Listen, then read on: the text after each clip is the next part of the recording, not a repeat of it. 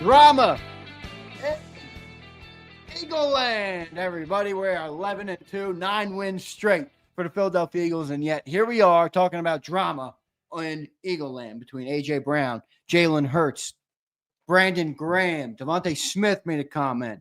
Nick Sirianni is now walking it back and making it seem as though everything is okay, is peaches and cream in the city of brotherly love. And it certainly doesn't look like that right now with what's been said. Now, just to recap everybody, after the game, A.J. Brown was asked about the problems in the Eagles offense. He pointed at it and said, passing.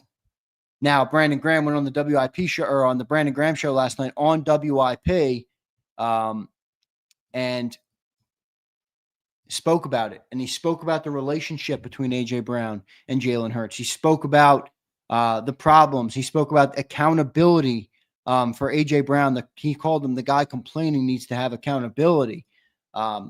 Interesting stuff with what's happening in Eagle Land. I will play some clips for you guys, and then we'll get everybody's opinion here in the chat that will join us now. So let me share up the screen. I want to play this because this is what ultimately started, or at least seemingly started, some of the issues. All right. So this is A.J. Brown after the game. This is right after the game. I'm sure you all saw this clip. Offense wasn't good enough. What are some things you think that the offense needs to improve on? Passing. AJ, I know everybody wants to get in a rhythm, and Devontae was acknowledging that. You know, receivers, just like running backs, want to get in a rhythm. How hard is it as a receiver to get into a rhythm when you guys are only throwing the ball like 20 times? Incredibly tough. Incredibly tough, says A.J. Brown. Incredibly tough. And he says passing is the issue. Chris Scott checks in. He says, Zander, did you hear Sirianni on WIP this morning? Chris, you're smart enough to know this.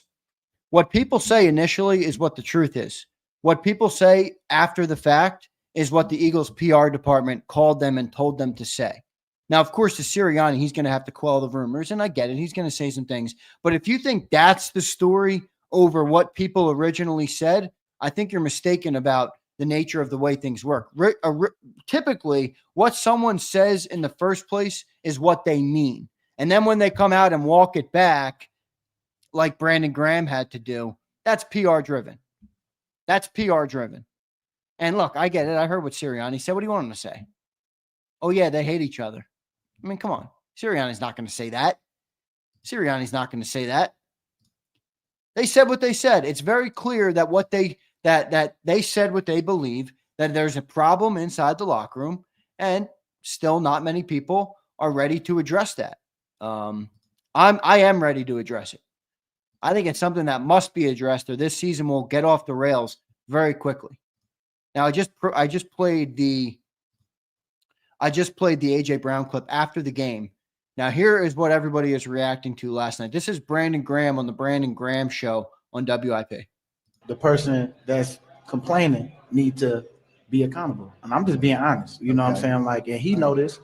I don't know the whole story, but I know that one is trying. And I mean, 11 could be a little better with how he responds to things. And they was friends before this. It's like, man, but things have changed. And I understand that because life happens. But it's the business side that we have to make sure that we don't let the personal get in the way of the business. And that's what we got to do better as right now, because we know it's an issue. Everybody's seeing some things, but we need to be able to talk things out as men, you know what I'm saying? But we need to let personal stuff go and let's get right for this game, because man, it's like a lot of stuff, most of the time it's just a conversation that just need to be had, but the person with the problem gotta want to talk to the person other than others. Okay. That's all I'm saying. Scathing there from Brandon Graham. At least I think so.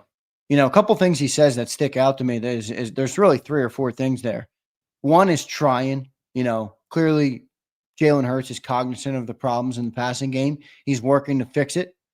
Personal problems, we got to leave the personal stuff out of it. He commented on the relationship, which Brandon Graham has now walked back several times over, and people point to the walk back. But like I said, what you say first is what you mean.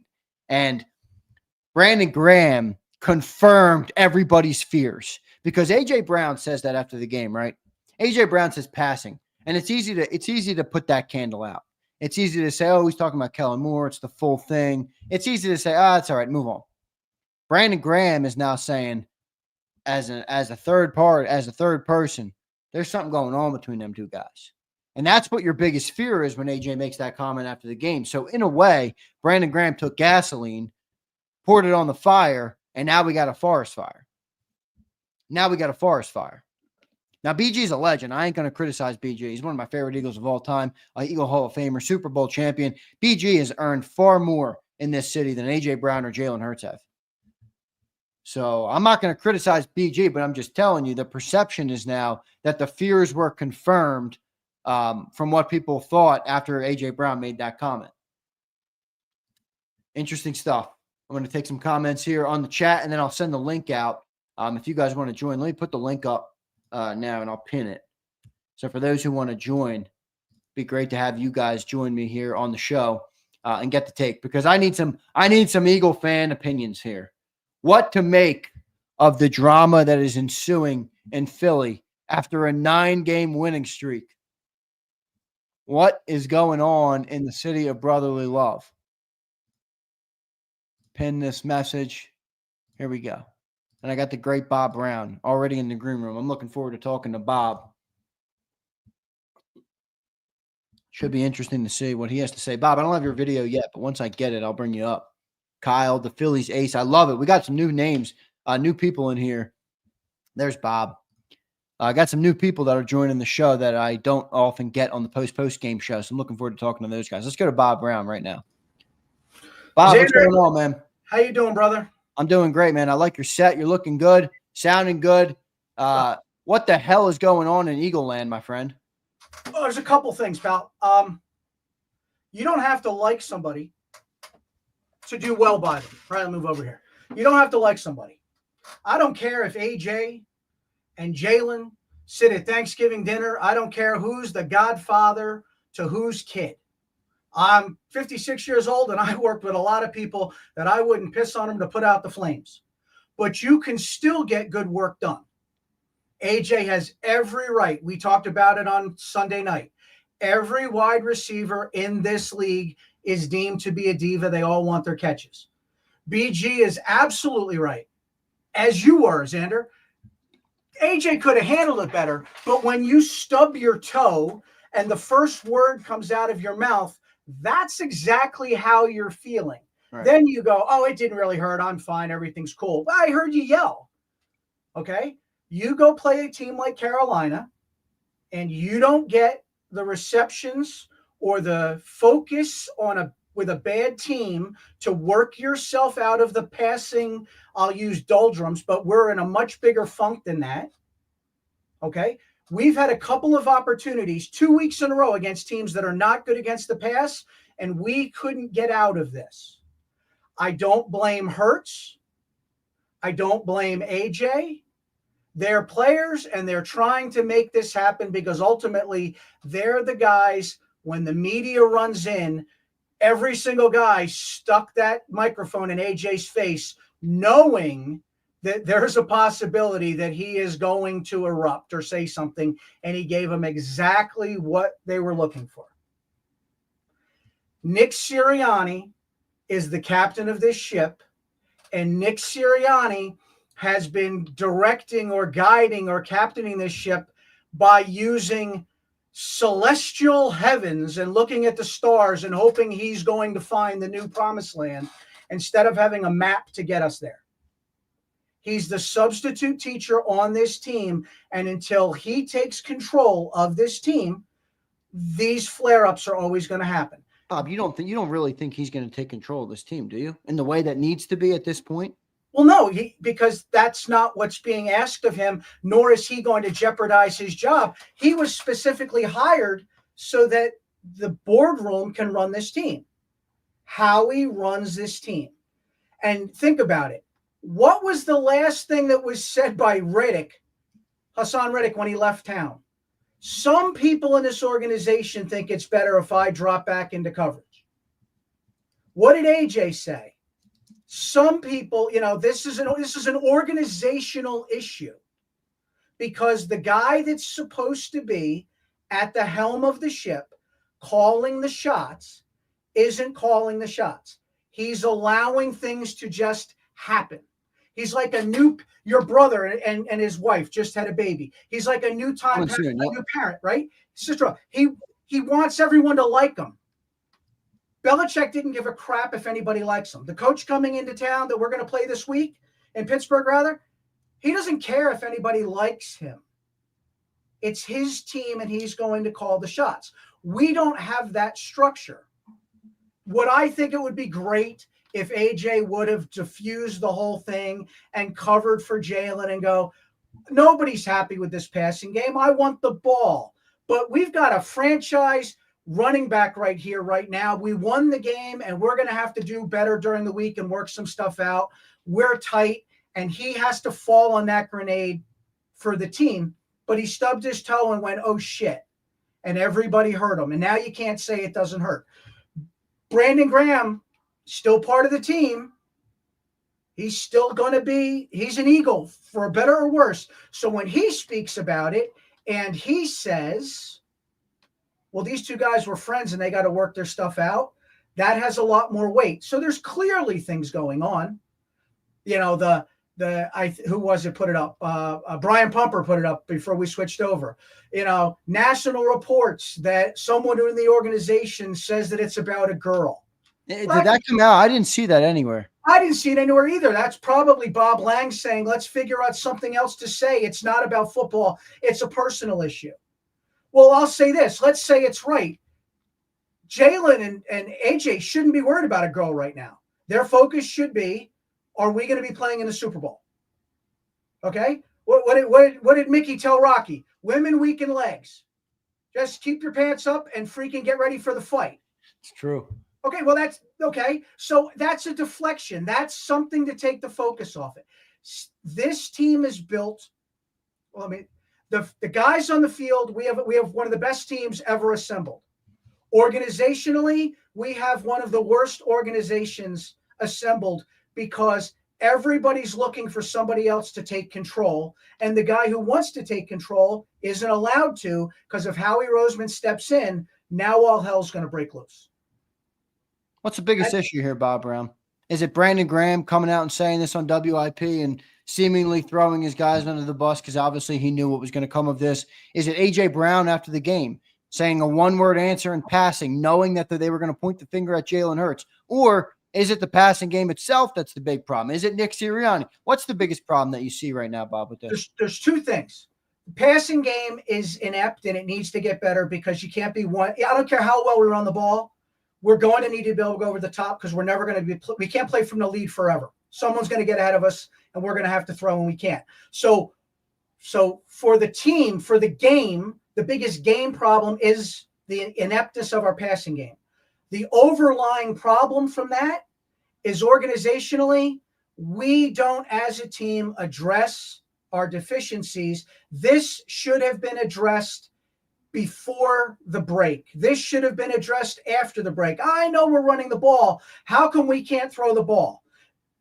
We haven't addressed that. We like to hide problems in Philadelphia with shiny new toys and free agency.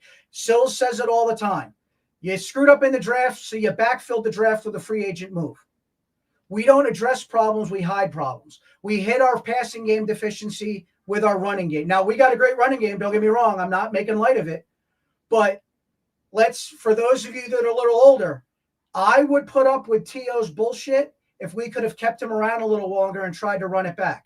Yeah, I think everybody has to say, I don't really care about the name on the back of the jersey. I've been doing this with this team for 5 decades. The name on the front of the jersey is all I give a crap about. The name on that flag is all I give a crap about. Receivers can come and go. We have the best receiver in the game, and if we don't win the Super Bowl and I can win it with the 4th best receiver, I don't care. Get me players that are going to get me to the championship and win the damn thing. Because the team that we won with, the Super Bowl, doesn't have near the talent that this team has. But they played as a team, and we had a coach that was in charge. Now we have a coach that's not in charge with more talent, and the inmates inevitably are going to start running the asylum. And if we implode 2 years in a row, I don't give a crap about 45 and 19. Heads are going to roll. And maybe they should. Has this changed your expectation on what this team will do this year? No. The only thing that it brings into the equation is I didn't think the way this team was playing and the way we run the ball that we would have enough self-inflicted wounds to cause us a first-round exit. If we don't get everybody to put the top back on the ketchup bottle and keep our in-house shit in-house, and it starts getting out, and now this is the focus of every microphone that goes in somebody's face, they're human beings. They're selfish, and they want what's theirs. AJ wants to be known as the best receiver. Devontae wants to be known as a top 10 receiver. I don't blame them for being pissed, but I give them a little bit of a kick in the ass to go, guys, you just won, 10 in a row here, 9 in a row. Why the hell can't you just bite your tongue and deal with it on Monday in the film room? Why the hell can't you wait until Big Dom to kick everybody out of the locker room because the players want to have those player meetings work really well. We're going to have a closed door meeting and air some shit out. You don't air it out in front of a microphone. I don't blame a guy for being squeamish and stubbing his toe. He could have said a hell of a lot worse, but did he say anything that we weren't already thinking? Who, AJ or Brandon? AJ. AJ, no. Did Brandon? I'll say this. He's probably the only receiver on the top 10 list who would only say what he said. Correct. Imagine Jamar Chase. Imagine one of these other dudes. They would have had a fit about this weeks ago. Absolutely. And if Brandon Graham would have just left the line out, these two guys were friends and they have to get back to that. If he'd have left that simple line out, did he say anything that we didn't know already? No. The only thing Brandon's comments did was bring into the fact that because we're not throwing the ball to AJ, their personal relationship now is strained. That's the only thing Brandon brought into the equation that we didn't already know. And that opens up the door for questions. And this is a self-inflicted wound that didn't need to be there. It didn't have to be there. But again, I don't care if they ever talk. Figure out a way to get 11 the ball without taking away from the running attack. And let's go wrap this thing up. And then once it happens, let's go back and figure out the personalities and see if we're going to run it back with the same guys. But if this team implodes and we don't get to the NFC, and again, I said it to you, right? It's not Super Bowl for me. We need to get to the NFC Championship game. If we don't get to the NFC Championship game, this thing really needs to be taken down to the studs and figure out what the hell went on. Now, whether you do that with a head coach or whether you do that with some players, you're not getting rid of the quarterback. It's going to be hard to get rid of that receiver. So these two guys, as Sil said, they're married together for a long time. I don't care if they ever freaking speak to each other. Throw the man the ball on something better than a slant and figure out a freaking way to come off your number one receiver and find number two. Because I like the fact they're not getting along. Beginning of the season, everyone's like, he's only throwing to AJ. He's only throwing to AJ. He only likes AJ. Well, now he's not throwing to AJ. They seem to have a bit of a dust-up, but he threw the ball to Calcaterra. Okay, he threw the ball to Smitty. If freaking Jalen Hurts can only throw to people he likes, that's a problem that the coaching staff is going to have to fix. And we're now 13 weeks into this thing, and they can't figure it out. That's a problem. Okay? No, I'm not going to run. That's my boss. He'll call me back. Okay? I love it. But Are listen, you mad at Brandon Graham, Bob, as a long-time Eagle fan? No. Are you upset with the way BG handled it? No. But what's he going to say? He's an inside guy. He's an inside guy, and he knows there's a problem. Now, could he have covered? Yeah, he could have covered. Should he have covered?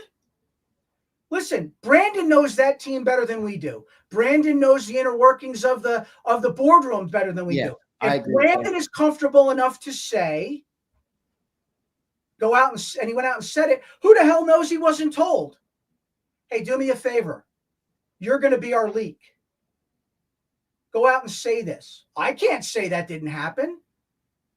But he wasn't worried about covering for those guys. So then let's freaking address it. But let's address it without this being our San Francisco rolling into town, punch in the face that puts us on our ass again.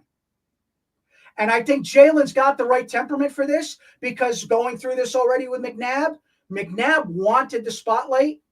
Jalen, I'm not going to say doesn't want the spotlight, but he doesn't need to go out and start talking. He's a coach's kid from West Texas, whatever the hell. He's a quiet guy. He's not going to get in a pissing contest with somebody in the media. So he might just have the right temperament to deal with this. He might not be I'm not going to say he's not a great leader, but he might be the leader we need right now to get through this, because I don't think he's going to throw kerosene on the fire the way McNabb did. No, he's definitely not. I can't wait to hear what he has to say. He's supposed to speak tomorrow, I think, or Jalen Hurts. It'll be interesting to hear what he says. Kellen Moore said a whole lot of nothing, as he normally does today. But it's a terrible situation. It didn't need to be there. But the reason it is, does this feel like an 11-2 team to you? Yeah, but again, we were 10-1. Yeah, what the hell does that mean, right? Okay, we were 10-1, and everything was rolling up in front, but we didn't know how bad it was behind the scenes, and the fact that this team couldn't take a punch. Now we got an 11-2 team, and we just punched ourselves in the face. We pulled our zipper up on our own Johnson, and now we got to freaking get the zipper down without causing a problem. And that's what this was, man. Yeah, that's exactly what it was. I don't know that Brandon Graham wasn't sent out there to do that. Okay? But whatever he did, the Band-Aid is now pulled off, and people are going to have to answer for it. And Jalen's going to have to answer why AJ was 15 yards open and you decided that this was the time to get Jahan Dotson a freaking catch. AJ was open in the end zone, but we got Guy Calcaterra, his first freaking touchdown. Okay? I don't understand it. I don't need to understand it. Pittsburgh is coming to town, and as I said on Sunday night, that team will put their foot on our throat, and they don't give a shit. You can win without a dominant passing game, because the quarterback coming to town did it 2 years in a row in Seattle with a dominant running game and excellent defense. That's what they did. So can it be done? Yes. And again, if he didn't have a bonehead play on the goal line, they'd have won 2 in a row, and he would be at a completely different level. He'd be held at a completely different level. So when Cilio says you can't win like this, well, that's absolutely horseshit. You can. It's not typical, but it can.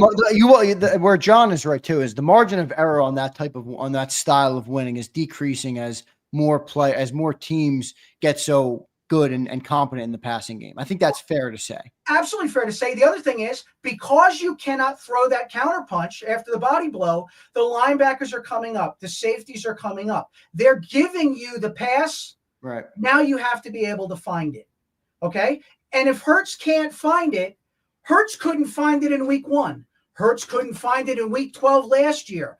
Is it Hurts' fault he can't find it? Possibly. But we brought a guy in who said, I'm going to do this, and this is going to be an offense. And this guy hasn't done anything except go back to the RPO. I put it in yesterday's chat. In Philadelphia with this quarterback, the system has to fit the quarterback, because the quarterback isn't plug and play and can't work in every system. And you know that it can be done, because in Baltimore, their offensive coordinator has made their running dual threat quarterback a passing weapon. Not that he's a great quarterback, but he can throw the ball enough to keep everybody on their toes. We haven't figured out how to do that. Now, can we figure it out against Pittsburgh, against Washington, against the Cowboys and the Giants? Hopefully, but that's not going to make this issue go away. It's not going to go away. I don't know if this issue is going anywhere, Bob. I really don't. What have we done for the last? All we do is hide problems with this team, because we want to be the gold standard. The gold standard wins championships. Well, Saquon Barkley was a pretty good Band-Aid, wasn't he? It was a great Band-Aid. I mean, they didn't expect this from Saquon Barkley. And again, would we have got the same? We didn't use Swift last year the way we should have. So we seem to find one thing we do well and then just keep doing it and hope nobody notices that we're not evenly yoked.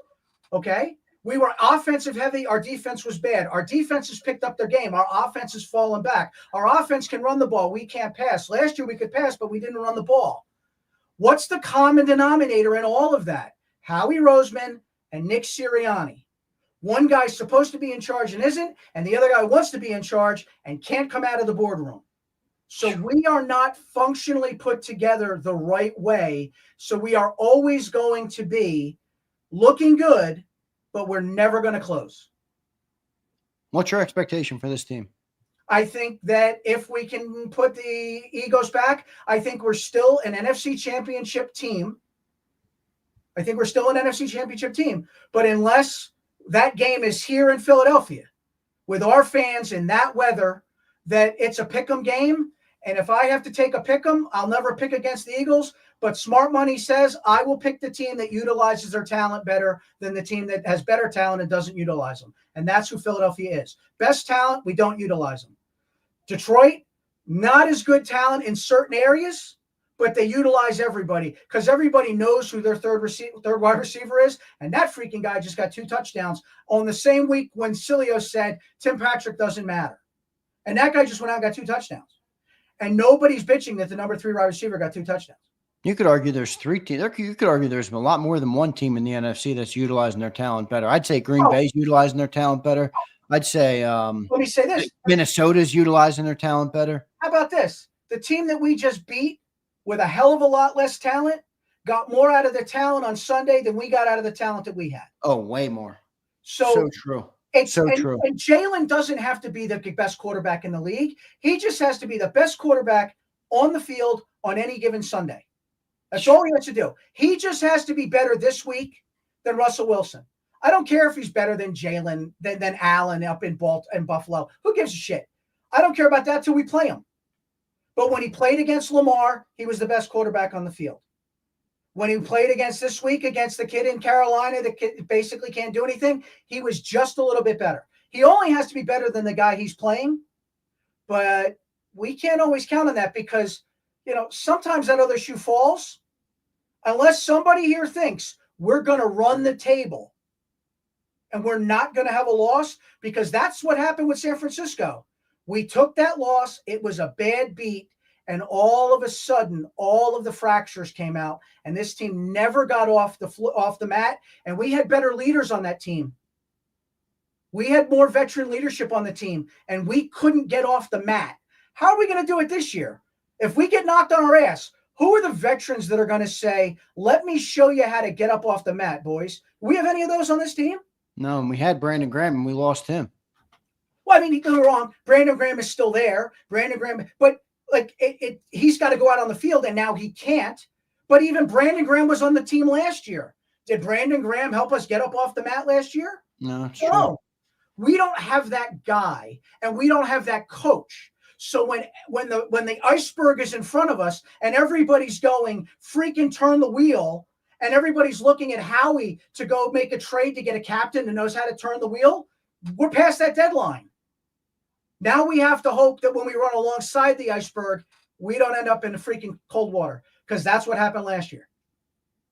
Looking like we're going to cold water right now, Bob. Hate to say it, but that's my feeling. Yes, sir. And again, the good thing is this: regardless what happens, the draft is coming. I've already started looking at the draft. I'm ready to decide if I need a linebacker or whether we have to go for an edge rusher. Who do you like in the draft right now? Anybody sticking out to you? I like the defensive end from Texas A&M. I haven't really dug into the linebackers that much. Is that Landon Jackson? Which one's Landon Jackson? Is he A&M? No, he's Arkansas. Which one's the Texas A&M end? Nick, what the hell's his last name? Nick, I want to say Shorter, but that's not it.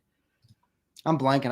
And there's the kid from Ole Miss, the defensive end from Ole Miss, but he's more like an outside linebacker, more like Nolan Smith. He's got a little bit more freaking, weight in the can that can hold up against the run. I think edge rusher is the move there. I think that's what we got to go in the draft for sure. Well, I mean, again, do you go edge rusher in the draft, or do you trade your number 1 pick to a team that needs a quarterback and you try to go get an edge rusher? Okay. Do you sign Baum as a linebacker, or do you try to get Drake? If I was right now, Baum and his wife just had a baby in freaking April. Okay. 27 years old. It's their first kid. I would offer him freaking a 3-year deal, averaging $7.5 million a year, front load that thing and keep him around for 3 years and then see what I can do. Because then you don't have to go draft a linebacker. You get an edge rusher. You build around the guy. Our defensive secondary is fine. Good Our options offensive there. line is fine. But those are the two weaknesses: linebacker and edge rusher. And that's because all of our linebackers are on 1-year deals, and all of our edge rushers, except if Sweat's he's on the last year, so we have a problem. Good But stuff. we're talking about NFC Championship and the Super Bowl, and our team is not steady enough that I'm not already not looking at the draft. So that tells me what you think of how this team is gonna finish, but I won't put those. No, it's not. I think we make it to the NFC Championship game, and if we go to Detroit, it's a pick'em game. Okay, it's a pick'em game, and at that point, this one I got to take. All right, see you, Bob. You got it, man. Have a good day. Someone commented, that's Bob's wife calling, say, yo, get your Eagle shit out of my closet. Oh, man, I love it. All right, I got a bunch of people ready to join the show. Looking forward to talking to everybody. I thought Bob had some good points there. I do want to remind everybody and let everybody know, Drakeford, all the people who are in here, probably for Big Sills. Listen, I appreciate you watching me. I know you're not here for Big Z. Big Sills is dealing with rolling blackouts in California today. Imagine this. You wake up, you get an email that your internet, your power, your heat, your air, everything is going to be off for 72 hours. Holy shit. So Big Sills is dealing with that today. He gave us 30 minutes at the 2 o'clock hour. So if you missed that, you can go and check that out on the channel. That's posted up on the channel under the National Football Show. So big thanks to everybody for doing it. Let's keep rolling to Philly's Ace. I'm coming to you, brother. You were in next, and I'll bring you up on the show now.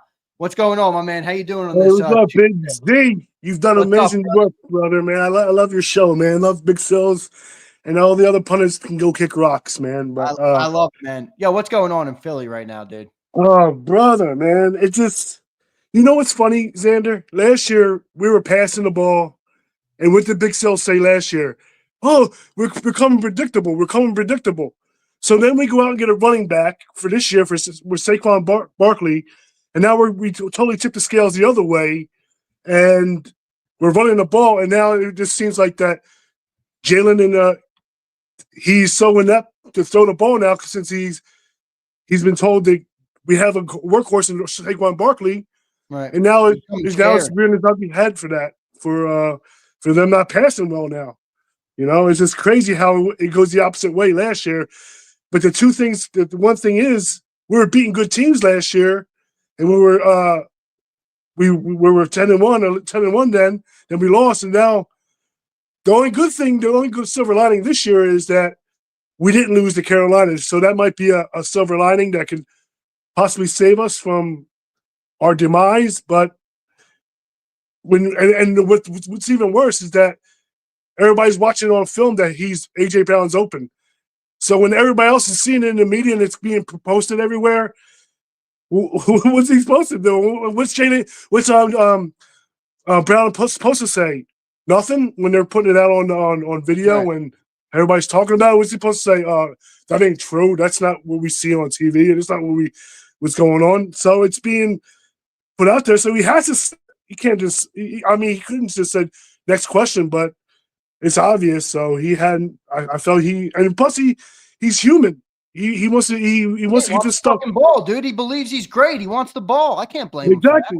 And sometimes you have to do stuff to hopefully like when if you make it go to court or you get traffic tickets and your car gets took, you learn from mistakes. Maybe this all being aired out, even though it's not traditional to be aired out, it might propel us to get where we need to go, Zander. I mean, that's what we hope, right? We don't want another collapse. That's what we hope. But hope is not a good place to be, Philly Ace. What'd you think about Brandon Graham, like his role in this? Are you upset with Brandon Graham? You cool with what he said? What'd you make of what the pot that he stirred up on WIP? I think people are misconstruing what he's saying. I don't think that he's saying that. I think he knows that they're friends, but the words he probably used, if you say one little wrong thing, people can misconstrue stuff. So right. I don't think he meant it that way. But as soon as you hear something, they're not friends anymore. Where'd that come from? Where did that come from? So I believe that he didn't mean it that way.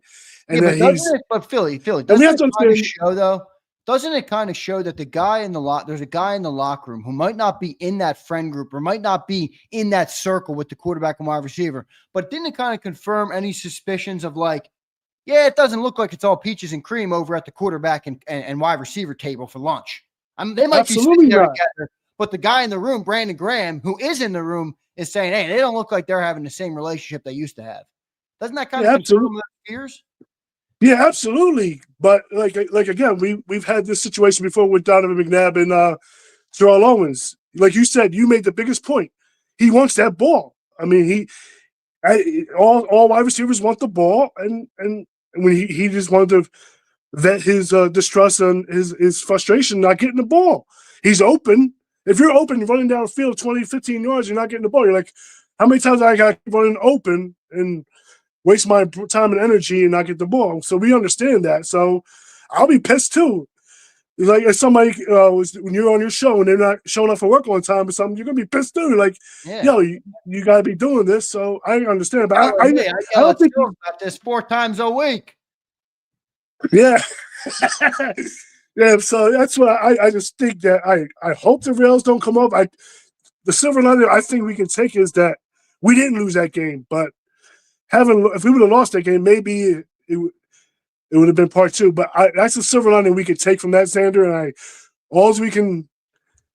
I believe, me personally, we should have got rid of Sirianni when he blew up at the fans. This is my opinion, and they should have made Vic Fangio the interim coach for the rest of the season, because Nick Sirianni is just a puppet anyway. So when all that happened, we need to get. He's still here, even though we're winning games, but he's still the catalyst. It's like running on you're driving your car, you have 3 wheels, you still have that donut on your car.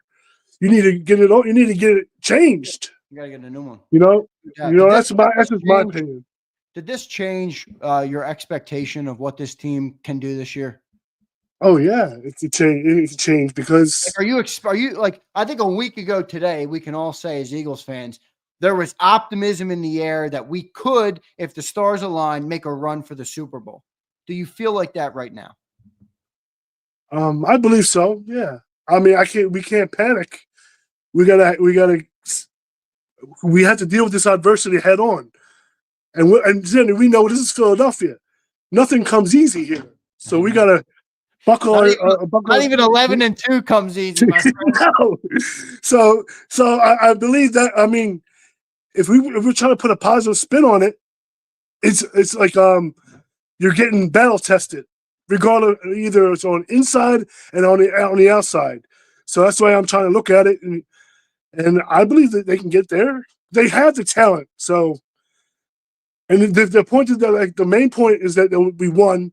Last year we lost at San Francisco, and that's when everything went out, and that's when everything came out. But they won against Carolina, and that's a big deal because even though it was close, and we have to understand this, Carolina's a football team too. They're not they're not college or high school team that we're playing. I mean, the records ain't always show what the team is. Sometimes a team comes in there and has a good game plan against you, just like how Baker Mayfield beat us both times in the playoffs. I mean, he has our number, like, and they're not that very good. You know what I'm saying? I don't want to see Todd Bowles again, not with this offense. I don't want to see Todd Bowles. He got Jalen Hurts' number, man. Yeah, absolutely. So we gotta live on. We gotta fight. We're Philadelphians, Zander. I know Big Sills is in California and he's dealing with that, but us Philadelphians, we gotta fight on. We gotta fight. I like it. Yeah, through adversity and all, so we get to our second Super Bowl and shove it up everybody else's ass. I love it. All right, brother. Thank you for joining in, man. I appreciate you. All right, thank you, Zander. Bye. Good stuff, man. That was great. I fucking love talking to people from Jacob Nation. Reminder to everybody again. I'm just going to remind people between the guests, for anybody new checking in, Big Sills is having power outages today, so the National Football Show is not a full show today from 2 to 6. Don't worry, Big Sills didn't go anywhere. He'll be back as soon as the communist state of California puts his power back on the grid. So we'll be talking to Big Sills soon. Steve, I'm coming to you, brother. By the way, there's a guy in the room, Kyle. Kyle, I can't see. If you're there, activate your camera, and I'll get to you next. Steve, coming to you now, brother. What's going on? Big Z, what up? What up? What up, man? How you doing on this Tuesday? A lot of drama in Eagle Land, right, man? Yeah, man. Yeah, I mean, they millionaires, so they going. I'm happy AJ did what he did, though. Are you? I like Yeah. that take. Why is that? But somebody had to say it. It's painfully obvious. Right. Well, with all this talent, and before the season even started, when we got Saquon Barkley, I knew. I said, "Yo, Hurts, he's on the hook." Last year, he passed the ball for 1,000 on each side to AJ and Smitty, but he threw too many damn interceptions. That was the issue. I think he had about 16 interceptions. Right. He's scared to throw the ball. He gun shy. He's gun shy. Like, especially with that blanket and Saquon, it's painfully obvious. Either that or he really can't see the field. And it's crazy because it's not an 11-2 thing. It's Sills keeps saying this. You keep saying this. We got Super Bowl aspirations, so we can kind of see it. We can look down the road and see it happening. If a team jumps out on us 14 to 20 points in the playoffs, that's it. I think that's the issue. Where you at on BJ and what he had to say? I know he followed up. Are you upset at him fanning those flames, or what's your thoughts on BJ and what he had to say? BG, I think BG is being BG. We don't usually see BG do these types of things, but he called it the way that he saw it. He said one is trying, and real quick that was going to be an issue. Yep. He said one is trying, but I don't think that he liked what AJ did. But there's no way you have all this talent and you're 29th to 31st in the passing game. So I don't think when AJ came out and said that, he wasn't just speaking about himself. These conversations got to be held between him, Smitty, Dallas, when he's healthy. Hell, Saquon can catch the ball better than most wide receivers in the league. I know. And then Jahan Dotson is just like, this dude has 100 yards receiving? This dude's in handcuffs in this offense, man. He ain't have a chance at getting the ball. Everybody is. So I feel that's where AJ was coming from. That's the way that I took it. It's not just about him. It's like, yo, you use your talent, because it's going to come a point to where we have to pass the ball. Yeah, no doubt. I mean, 100%. There's no doubt about that. Yeah. The only thing I can say, the silver lining in all of this, is that Hurts is not turning the ball over. Yeah, but why? Like, if you look at why, like, not way down in attempts. Even his yards per attempt were way down last game. Like, it almost seems like they've taken so much off his plate that, all right, he's not turning the ball over anymore. But if you're at 40 attempts a game, all right, then how many turnovers you got? Exactly. They've almost taken it away from him, and now that's one of the silver line. I guess it's a silver lining. I guess you're not wrong, but the passing game certainly ain't prolific. That's for sure. Right. So, at this point in the season, do I see anything changing? No.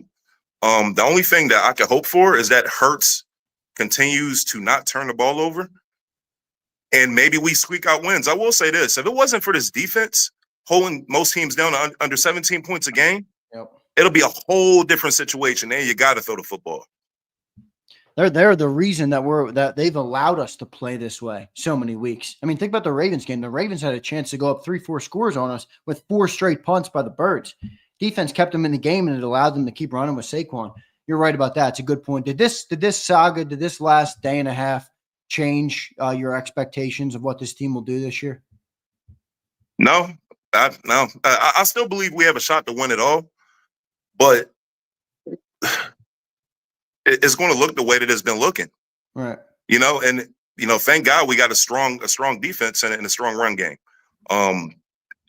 Jalen is not just going to wake up one morning and start throwing for 275, 250.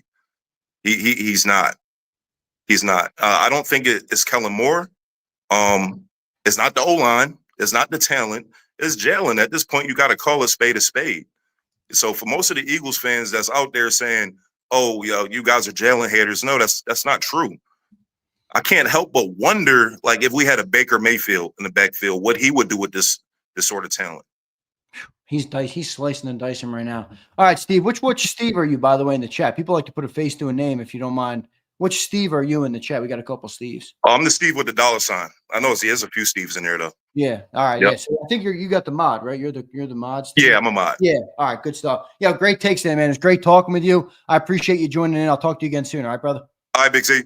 All right. Thanks, man. Good stuff there from Steve, man. Appreciate everybody joining in, by the way, here on Jacob Nation. Love doing this with everybody. Appreciate you guys. As I mentioned before, Big Sills down today with the internet in Philly, or not Philly, in Cali. So he's got rolling blackouts and he cannot do a live show today, but he did go on live for 30 minutes. So if you do want to hear Steve's I'm all over the place. If you do want to hear Big Sills' take, go on over to Jacob Sports. Let me keep rolling through here. Dirty Air coming to you next. Akbar, I see you. Hassan, I see you. Mad Max and Anton, I got all you guys in here. I'll get to everybody going by order of which you joined. Dirty Air, what's going on, my friend? How you doing on this Tuesday, brother?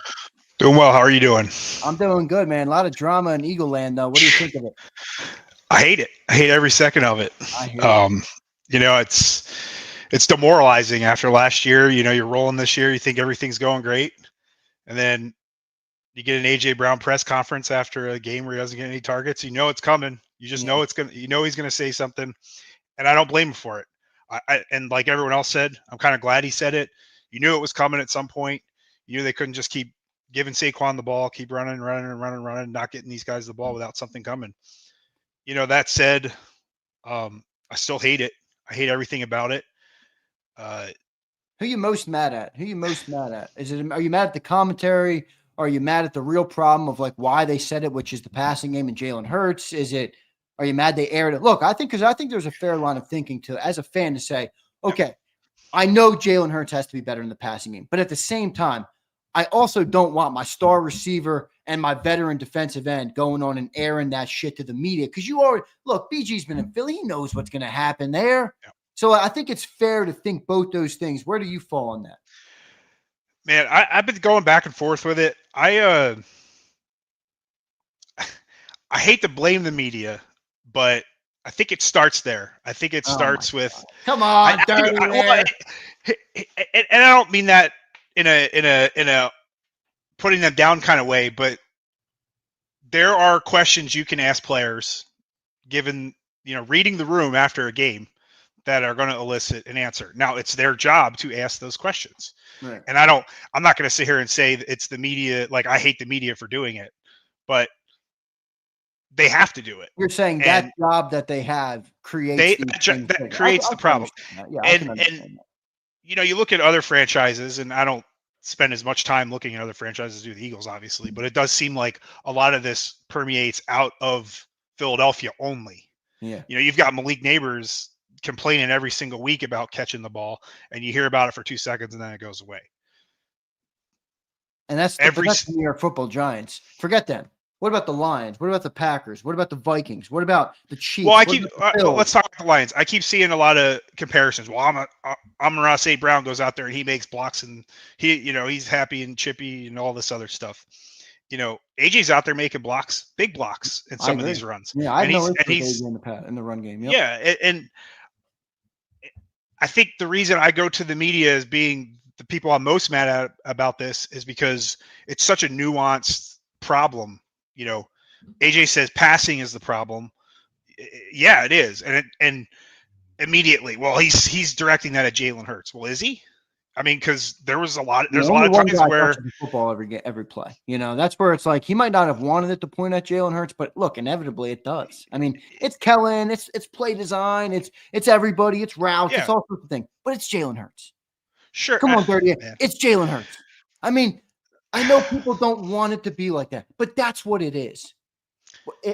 AJ Brown, people post these clips all week long after the games. AJ Brown running wide open. Yeah. Like, you don't think AJ Brown sees that, man.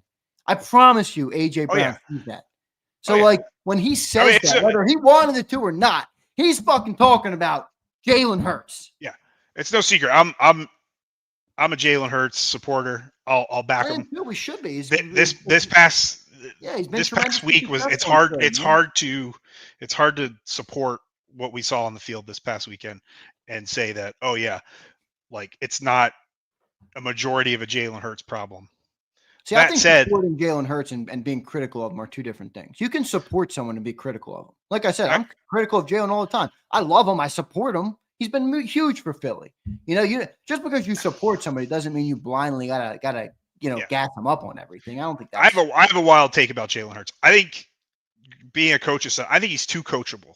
I think that he takes what people say, especially his coaches. They coach him up about turning the ball over, and he takes it to an extreme.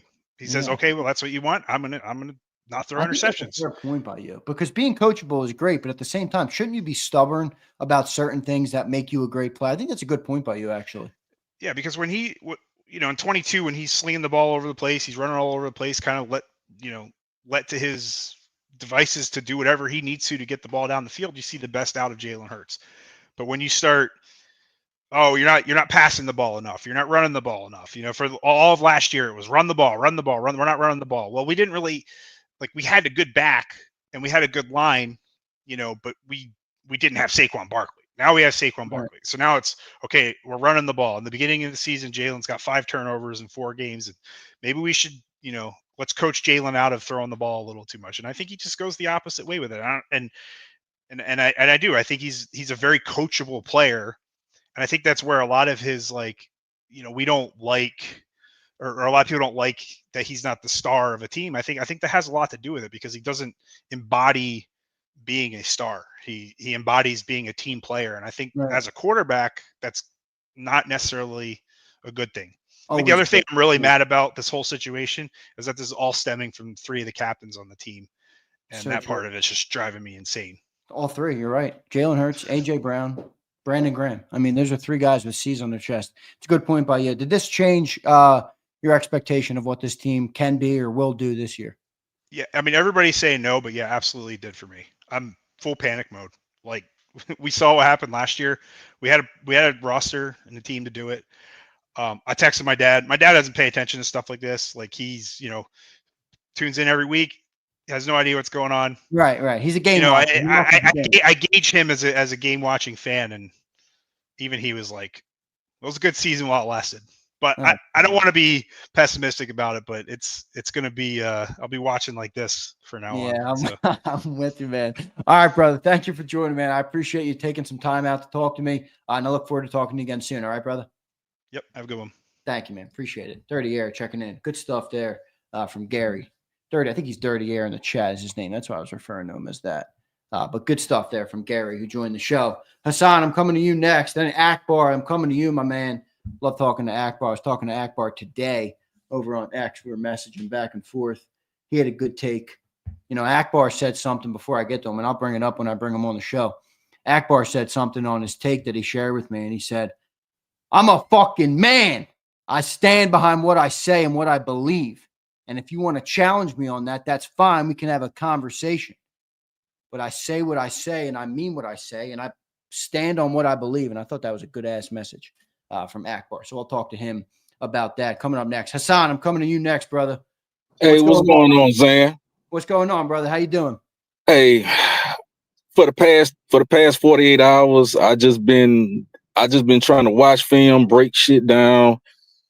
Come from Alabama, and when I give my take, my tiredness is not gonna influence what I say. You know, from Alabama? Yeah, Mobile, Alabama. Hell yeah. Are you an Alabama football fan?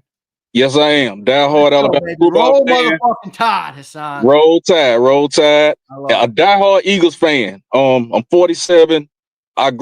Look, I'm in an area between Saints fans, Cowboy fans, and Steelers fans. So you know what I go through every week. Where you're at, yeah. Right. Yeah, right. So and big fan of the show, you and Big Seals, but let's get into this Jalen Hurts thing. Go ahead, hit me, man. I'm not at panic mode yet. Now, Pittsburgh is going to be the key. I said I was going to, if we beat Baltimore, I would feel confident about our chances on going to the Super Bowl. But even in that Baltimore game, I had an asterisk with that. But this past Sunday, there's no reason. We got $1 billion spent on offense and 88 yards passing. I can't. I don't know what to say, Zander. I don't know. I don't. You're right, because it's one thing to have that with a great running game if you got Jahan Dotson's running around. You got AJ Brown. Like, it doesn't even make, at a bare minimum, you should be throwing for 150, 200 yards just because of how good your damn players are. That doesn't And I'm even looking at include and what we did in 22. And what we did in 22. right. And and my thing is this, Zan. All right. You know your receivers. You know your top two receivers. You've been with these dudes for a couple years. So you know when they come out they breaks. You know their skill set. You know how they run their routes. It don't matter what you're running. You know, you should know. There's no reason why AJ should only get 4 targets. There's no reason. I'm just frustrated. And I love Jalen Hurts. And I defend him. I almost got in the fight week 3. Well, listen, you know, I love him too, and I defend him too. And listen, you're a guy. I'll ask you this because now I know that you're from down there in the South and you watch Bama football. Doesn't it kind of remind you of some of his issues he had with Bama? Like I was at the school, by the way, when he was the starter. He was 26-2. People like to mention when he got benched. I tell people, Bama loved that guy. 26-2. He didn't lose at Alabama, but we all knew he was limited in that passing game. And then when push came to shove, they had to move on from him. Doesn't this kind of remind you of that? Just in that he's not getting the ball to the playmakers like you want him to get the ball to the playmakers. Yes, but I don't know how much of this is Kellen Moore at the same time. Okay, now I know the first 25 plays is always comes up in conversation. And then once they get away from them 25 plays, then everything starts off script. Right. It starts moving a little bit. But I'm gonna say this. I don't see why we don't get Saquon involved early, because the running game is gonna always set up the passing game. But even with the passing, even simple slants that was working week 1, even when we was in that 2-2 stretch, they've gotten away from some things that I've seen in the first quarter of the season. They've gotten away from. They're still trying to find an identity in week. And what week we in? 14, 15, brother. We still trying to find identity.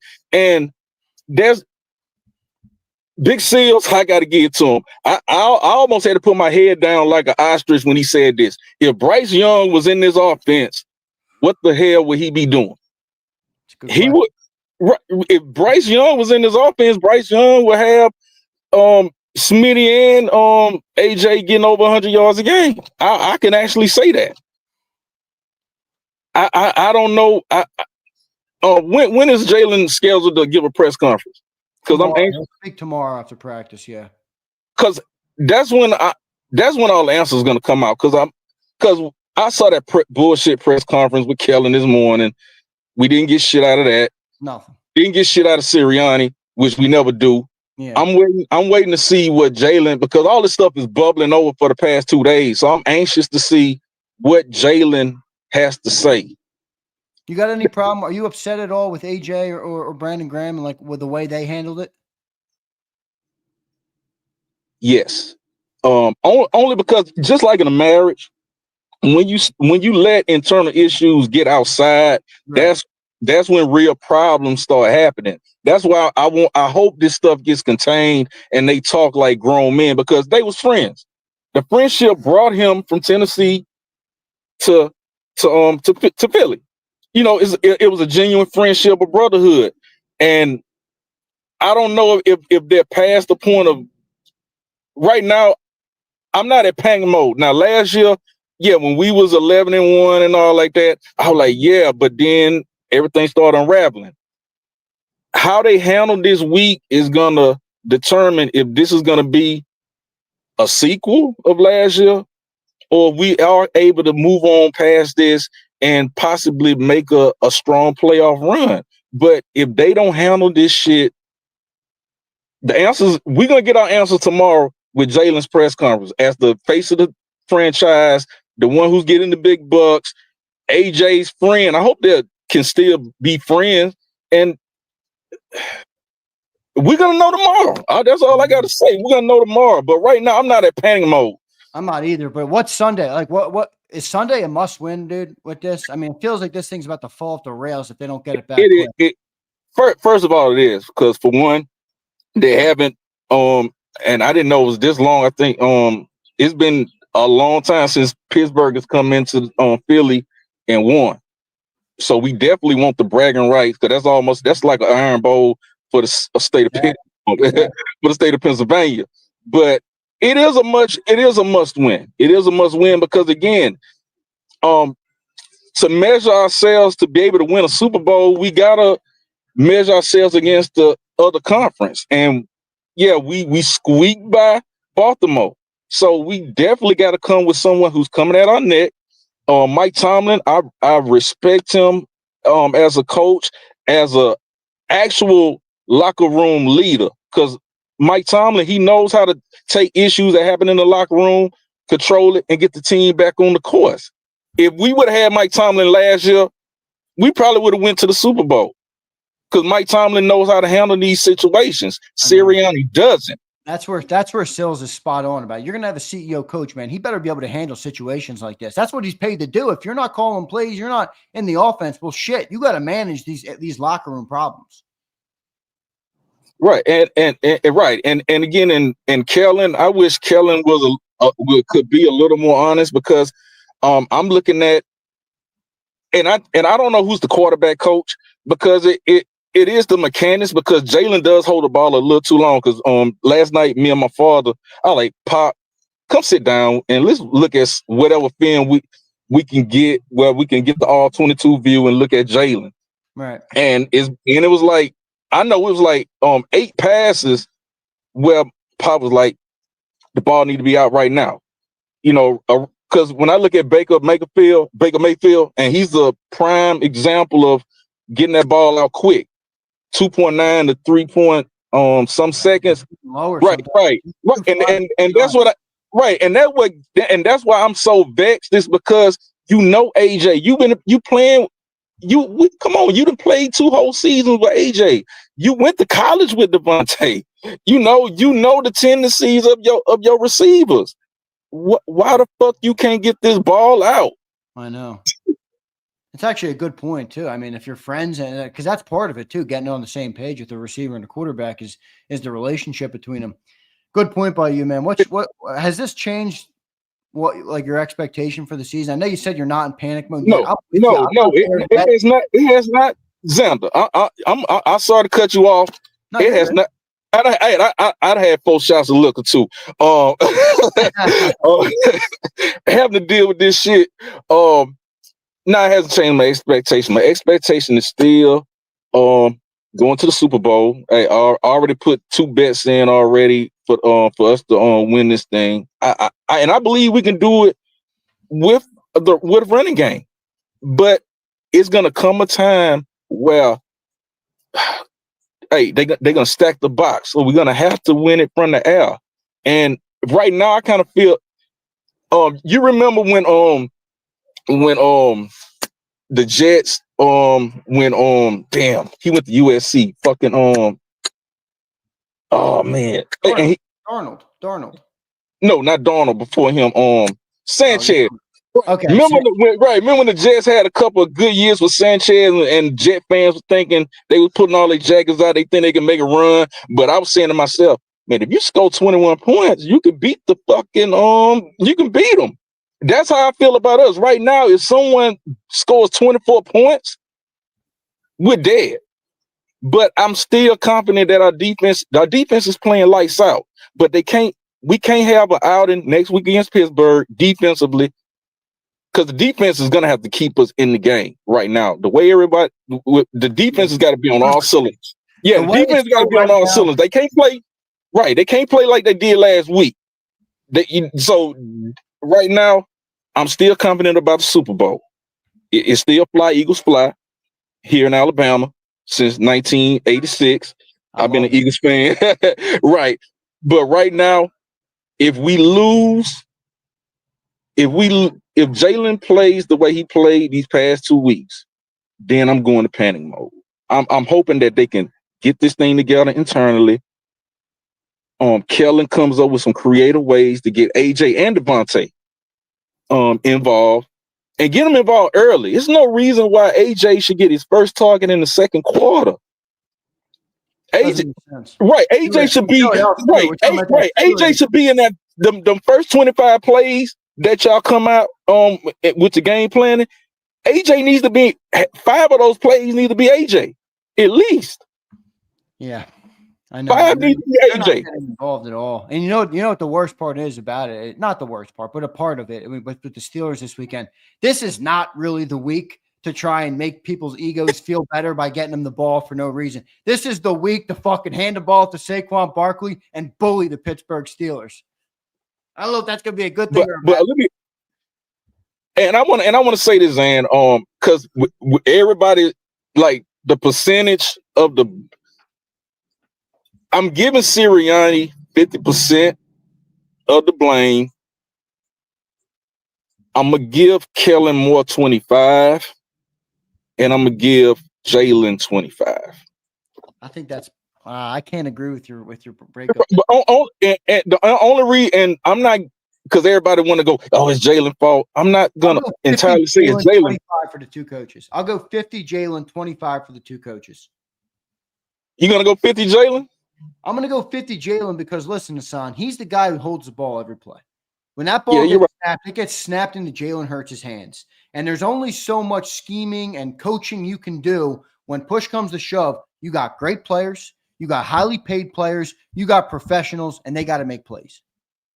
I will give you that. But the reason why I'm going 50 Sirianni is this, because Sirianni, at the end of the day, you're the head coach. All right. You're the head coach. And you said this is your offense. Okay. So now I'm hoping Sirianni. Now, let me ask you a question, Zander, because I just thought about this. Because I remember when Jalen first got there, Sirianni was the play caller. Then they snatched the duties away and gave it to Shane Steichen. And that's when we started to see, okay, with Jalen, Mike can do some things. Okay. And then under Shane Steichen in 22, we're rolling.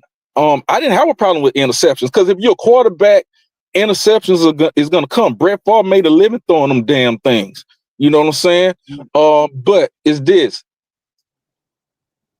You had AJ and Devontae. You know your receivers. But as the head coach in the game planning, why is your number one receiver not being targeted with them first 25 plays? And that happened. And I'm gonna go back because for the last couple weeks and watch the games again. I think the same thing happened on the previous week. AJ didn't get targeted in the first two series. Right, in the Ravens game, he wasn't targeted the first two series. So that's why I'm giving 50% to the head coach and 50% to Kellen Moore. Because at the end of the day, the head.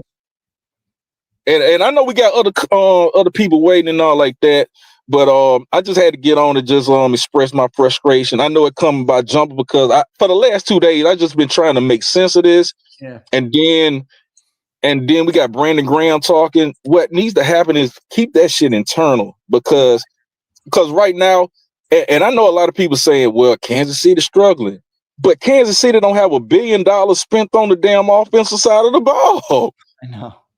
You're right. All right, brother. I got to run, man. I appreciate you doing it, man. Good talking to you, brother. Yeah. All right. I appreciate it, Zan. Thank you, man. Appreciate it. Good stuff there from Hassan, man. Appreciate you guys joining me. This is dope talking to you guys. He's good. Hassan was great. Love talking to him, man.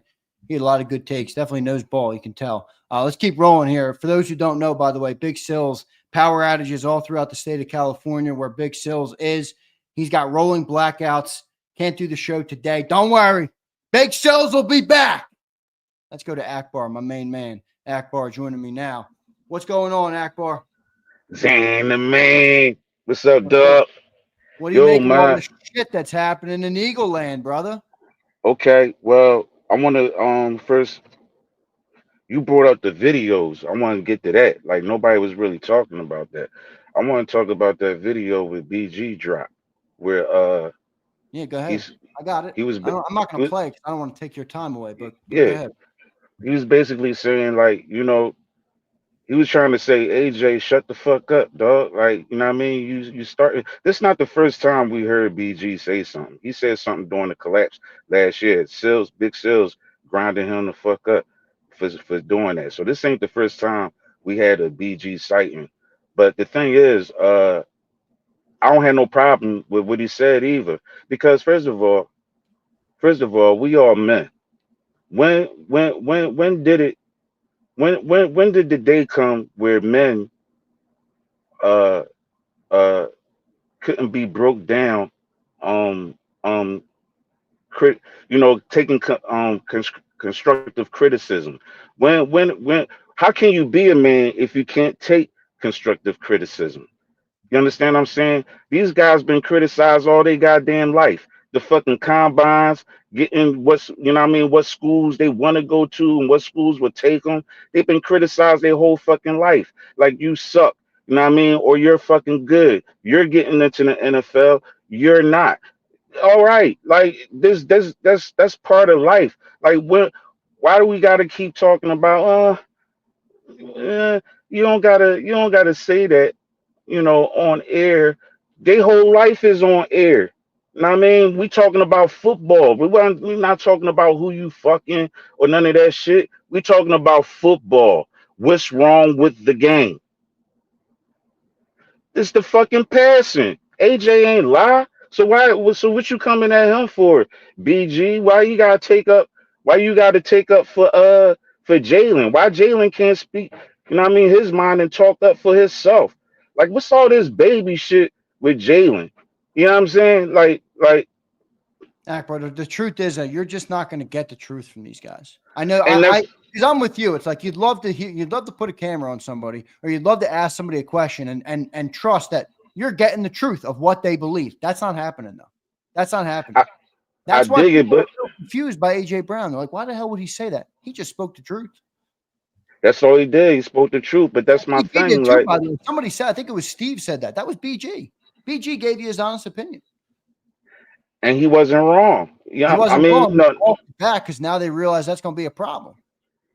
but it shouldn't be like, why there's got to be some female shit where people in their feelings about what he said. Like, uh, how about work on what the fuck he said? Not BG, but AJ. Like, we got the best fucking wide receiver in the league.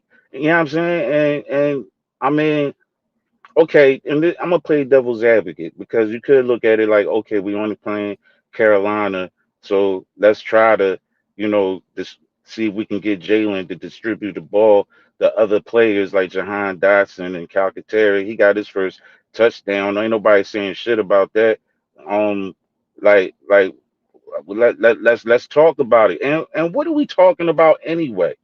Like, Sills was only on the air for 30 minutes and he killed that shit. He said everything that I was thinking. Like, this is looking like Tennessee, when he was with Derrick Henry. And he don't want that shit no more. Right. And I understand that he fell back. You know what I mean? He let Barkley get his flowers. You know what I'm saying? He about to make history and all that. But at the same time, that shit last week was disgusting. To be honest with you, look, we won a game, but it was fucking disgusting to see this guy with what he had like 40 yards. Like, this is in my opinion, he the best wide receiver in the league. So what's all this pussy shit? We gotta keep worrying about people feelings. Like, I'm not the one. I'm not the one to be asking questions that you don't want answered. Like, don't be coming to me, you know what I'm saying, being 300 pounds, you know what I'm saying, and then you put on some skin tight dress for a girl that supposed to wear, she's like a size 8, and then ask me, you know what I'm saying, how it look. I'm not the one for you to ask me how it look, because I'm going to tell you how the fuck it look. You know what I'm saying? The shit is nasty. It's trifling, and you should take that shit off. You shouldn't be wearing that shit in the first place. You know what I'm saying? So you can't even call a fat bitch a fat bitch. You know what I'm saying? You gotta call them BBWs. But with men, you can call a man a disgusting, fat, lazy piece of shit. He got to deal with that. He got to deal with that. So you got you. I mean, you're taking care of your family. You know what I'm saying? You're gonna. I'm a little nigga. Like I ain't nobody like that. You know what I'm saying? I take criticism all the goddamn time too. You know what I mean? So you got this status. You know what I'm saying? You in the public eye, and you acting like a pussy dog. Like that shit. I don't. That's what I don't like You're saying about it's female shit.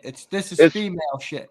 this is female shit about worried about what this, you know what I mean? Or he should have said that. You should have called him up on him. Man, fuck that. We talking about football. Like these media cats, like fucking John McMullen, you know what I'm saying? They got their job is to get intel so they can talk to us. You know what I'm saying? We don't want to know your personal shit. We talking about football. And what are we fixing anyway? The guy can't fucking do it. Like we seen Bradford get better. He used to suck. We seen Baker Mayfield get better. He used to suck. We seen Geno Smith used to suck bad. He been on like 8 teams. He's fucking better. And but then you got some of those guys that don't get better, like Derek Carr. David Carr. See, my grade for every quarterback is Tom Brady because of his work ethic. Tom Brady put football before pussy. Tom Brady put football before everything. That's why he's the greatest to ever do it. You know what I mean? That's the reason why. And it was always talked about. Yeah, every off season, it was something shown with him working on something. And these guys got other lives. So I'm not knocking you for that. But you gotta call a spade a spade. The Bulls throwing game sucks. It sucks. It sucks. There I said it. There I said it, Xander. You try to get me in my bag the other day. I said it. The You're in bull your bag fucking right now, my friend. You're on a roll. he playing like fucking bum juice. You know what I'm saying? Fucking bum yak.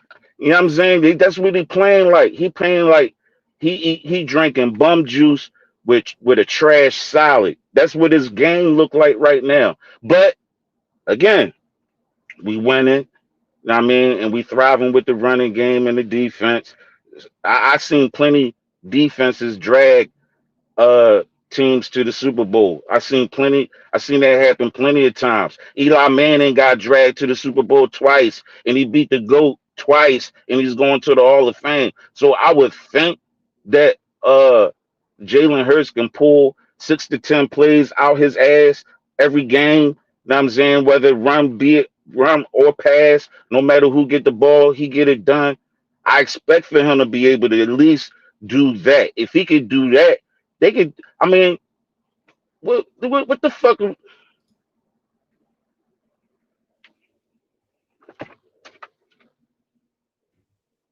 What happened? I lose you?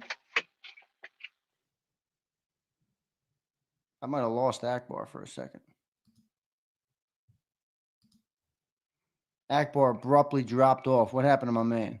Let me see. See if I can get him back real quick.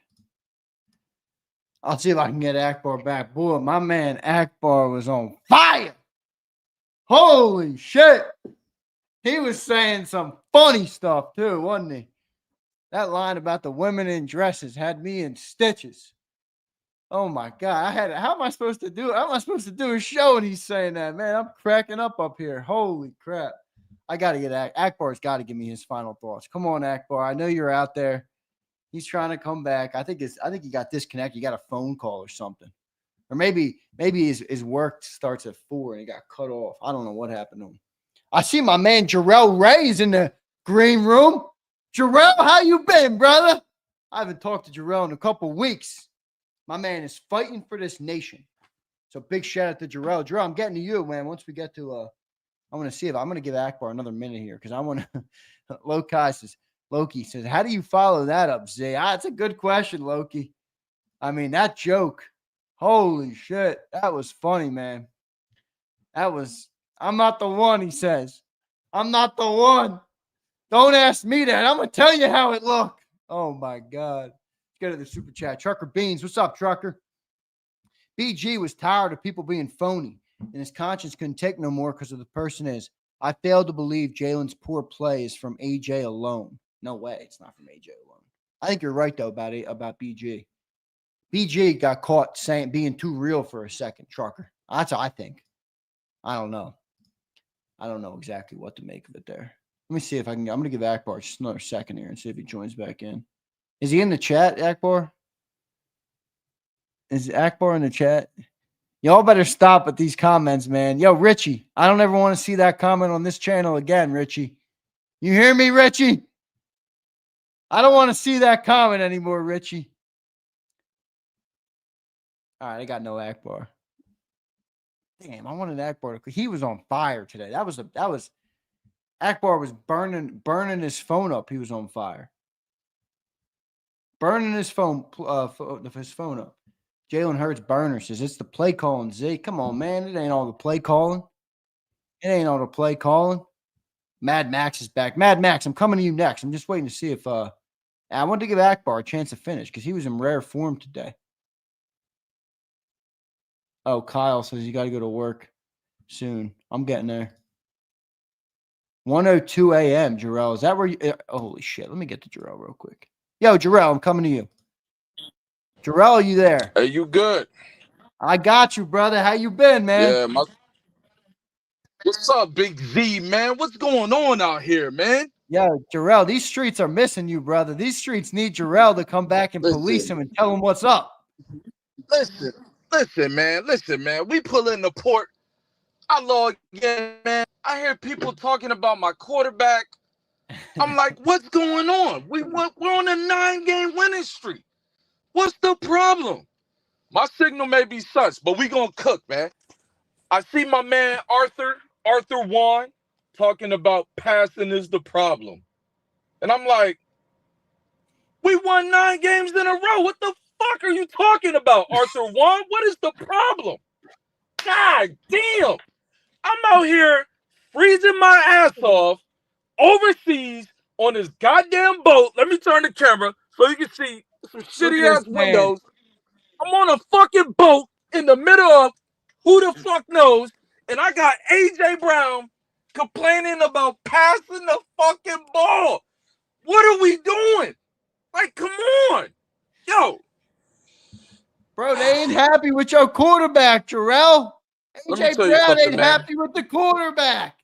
Let me tell you something, man. The last time Arthur Juan was mad at the quarterback, he had 3 touchdowns against the Pittsburgh Steelers. It was fucking disrespectful. It was crazy. I remember like yesterday. It was disrespectful. And what a coincidence. This week, he's complaining about the quarterback, and we got to play the Pittsburgh Steelers. God, I mean, it's crazy. It's crazy. Listen, man. Listen. Jalen is going to be fine, man. Right? Like, last year we was like, oh, he's turning the ball over too much. This year we're like, oh, he's not throwing the ball enough. It's like, listen, man, I listened to John, you and Jeff Kerr. I think it was from yesterday. I listened to it a little while ago. Jeff Kerr was like, he said, Russell Wilson did it. He won his Super Bowl, defense, running the ball, yada, yada, yada. We can do the same, but here's the difference. In 2022, before that season started, everybody was like, oh, I don't know if Jalen Hurts can be the quarterback. I don't know if he could do this. I don't know if he could do that. And what did Jalen Hurts do? He did what had to be done. We got to the game, and he showed out. Listen, once we get to the dance, everything will come into play. It will all come together. I predicted weeks ago, I said, we're going to get to L.A., and we're going to beat the shit out of them. What did you know? God damn, Saquon had the greatest game of his life. Then I said, we're going to go to Baltimore, and we're going to take care of the Ravens. And what did you know? I was up till 4 o'clock in the morning watching the game, and what did you know? We beat the Ravens. Man, listen. Oh, my God. I've been listening to this nonsense all day today, and I've been trying to just be quiet, not say anything. Because I'm like, you know what? It's typical slander. Oh, he's not doing this. He's not playing like Matthew Stafford, Josh Allen, Joe Burrow, blah, blah, blah. And it's like, it doesn't matter. Winning is what matters. It will come. It will come. It will come, yo. Oh my god. We gotta fucking chill, yo. If there's one thing I can't stand, is I can't stand a wishy-washy motherfucker, man. Excuse my language. But like, yo, we got all these fans. You know what I mean? When we're winning, it's this, that, and the third, and then as soon as a motherfucker say something about, this ain't going on, he stinks, we might as well start Kenny Pickett this week, since everybody's unhappy. You know what I mean? That's how I feel. We should start Kenny Pickett. Jarrell, people are upset with your inability to see the problems with Jalen Hurts. What is your response? I didn't say I don't see the problems. I watched the Carolina game on Facebook. I watched the entire game. I seen the first play of the game when they ran the flood concept and AJ was open on the corner route. He didn't throw it to AJ on the corner route because he thought Horn was going to drop back on the corner route. I seen it. I seen the passes he missed. I seen the comeback route on the short side of the field when he could have threw it to AJ, but JC played it. He played it well. He didn't want to throw. He was nervous about the throw. I get it. I don't know. We're not in the building, man. That's what just really irritates my soul, because like we're not in the building, yo. It'd be so different like if we was in the building and you know what I mean? This was a consistent thing. Yeah, but you know who is in the building? We're not there. BG's in the building. I heard what BG said. I don't think BG should have done that. To be honest, BG, because BG I love BG too. I just don't think you should have did that, man. Like, cause that just opened up a whole nother can or whatever. You know what I'm saying? Like, now you're bringing everybody into the house, man. You know what I mean? Like, that was kind of crazy. But BG speaking from the heart, so it is what it is. We got to deal with it now. Like my man, a minute ago, the Bama guy, like he said it a minute ago. Like, you know what I'm saying? Tomorrow's Wednesday. Jalen gonna talk tomorrow, so we gonna see what's up. Hopefully we get something from AJ too. I seen what Landon said. Landon was like, AJ's a good dude, man. I don't think it's no turmoil amongst the team or nothing, man. He's frustrated. I feel it. He wants to rock, man. I get it, man. That shit gonna come, man. It's gonna come when we need it in New Orleans. That's all that matters. That's all that matters. And I will be in New Orleans. You have not wavered at all. You believe that this team is built for a Super Bowl run. We're gonna finish 15-2. I've been saying this for weeks. Me and my man M. Reyes, we're gonna finish 15-2. If Detroit takes an L anywhere, not the Buffalo game, because that doesn't matter, but they still got to play Minnesota and them boys. They take one L. It's coming through Philly. I'm gonna be honest. I want us to go on the road and go to Detroit and hurt everybody's feelings. Matter of fact, I'm gonna call it right now because I don't know when I'm gonna be back up here again. We're going on the road. We're going to go to Detroit, NFC Championship. We're going to destroy these Lions in Detroit, and we'll be in New Orleans to see Mahomes for the rematch. And we're going to win. And I'll be there. I've already asked my commanding officer. He said he's a Kansas City fan. So I said, if we go, I need to go. He said, if y'all go. That would be electric, Jarrell, if you can I'm going to be there. Don't worry. I will be there in February. But listen, man, y'all got to calm down, man. I guarantee you, yo, we are going to destroy the Steelers Sunday, 4:25 p.m. Tom Brady's on the microphone. Like, it's going to be crazy. We're going to destroy them. Pickens ain't even playing. So they're already down. They're down already. Like, man, I just watched Bryce Young go nearly 98 yards in about a minute and a half. I ain't worried about no George Pickens. Oh my God, Bryce Young, man! I ain't gonna lie, Bryce Young was cooking. He was cooking, man. He was cooking, man. Hey, listen, but you got to think, like, our defense been playing stellar for how many games now? Like, it was bound to happen sooner or later. I'd rather it be Bryce Young. Good. They gave up 300 yards and 16 points. They had a good day still. Yeah, it was still a great defensive performance, man. They just didn't look like, they was on all cylinders. I think they took the game light, if I'm being personal. You know what I mean? Yeah. If I'm being personal, I think they took it light. It was one of those trap games. I have no worries, man. Everybody's freaking out, losing their goddamn minds. I'm not going to say nothing after this. I'm going to sit in the back. Not going to say anything.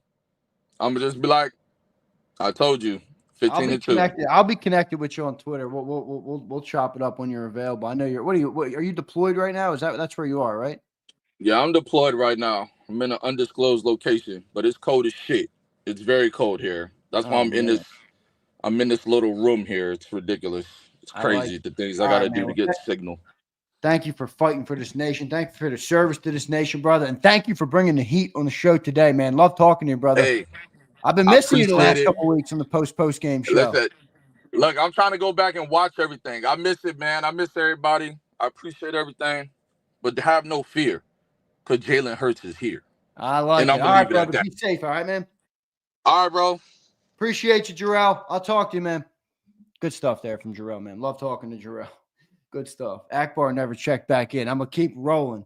Everybody's great. Mad Max, I'm coming to you, brother. You've been patiently waiting. I appreciate your patience. What's going on, my man? How you doing? What's going on, Big Z? Nice to meet you, man. Nice to get on here with you. Yeah, good, man. Good to put a face to a name. What do you think of what's going on in Eagle Land right now, brother? A lot of drama for an 11-2 football team. Absolutely. It's something, and it's going to sound crazy. It's something that I've been screaming for about years. I'm a Bama fan and Miami fan, so I've watched this kid come out through high school. And I've been saying it from years since we drafted him. He's not the one. And we can start from last year. I mean, with the miscommunications between him and head coach, and you need a mediator because you can't speak to your quarterback that's making $250 million. You're having a collapse. And this offseason, Howie absolutely did everything he can to give this guy no excuses. We don't pay running backs. You want to pay the running back. You re-extended A.J. Brown.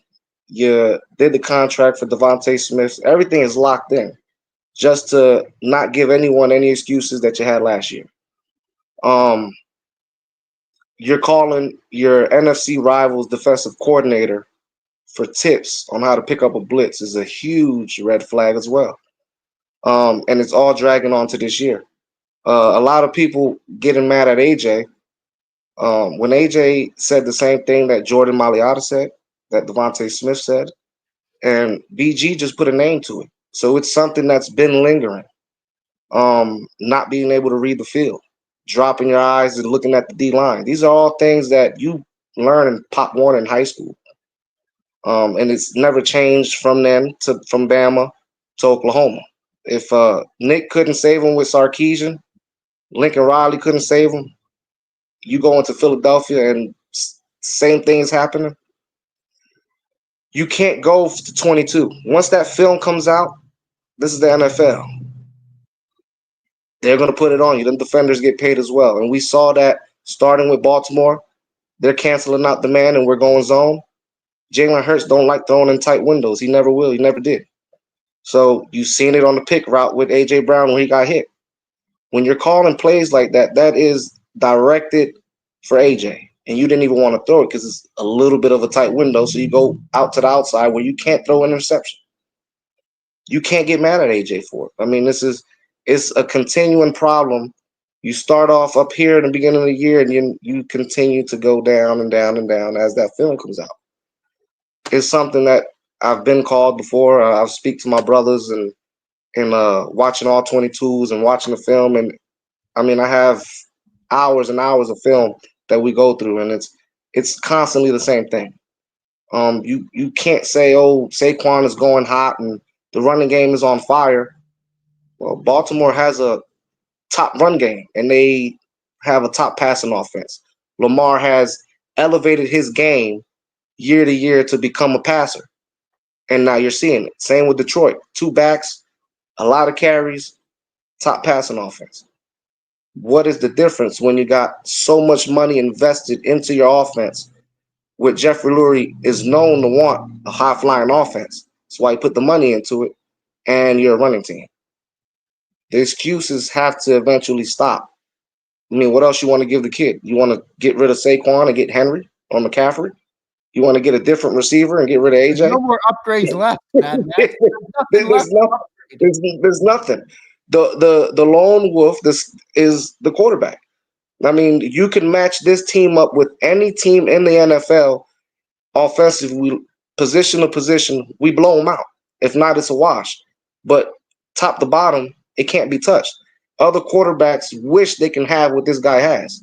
I guarantee Pat Mahomes wish he could be behind this O-line, throwing to these receivers without getting touched. We talking 6,500 yards with that, my guy. Holy shit. Easily.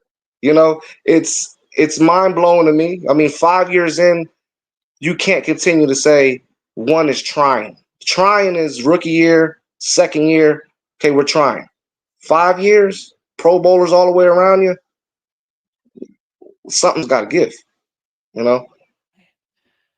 Tough to push back on you with what you said there. I mean, it makes a whole lot of sense. What do you make of of AJ and Brandon specifically airing it out to the media? You have any issue with that, or are you more just like, look, that's the problem on the team, and they're saying it?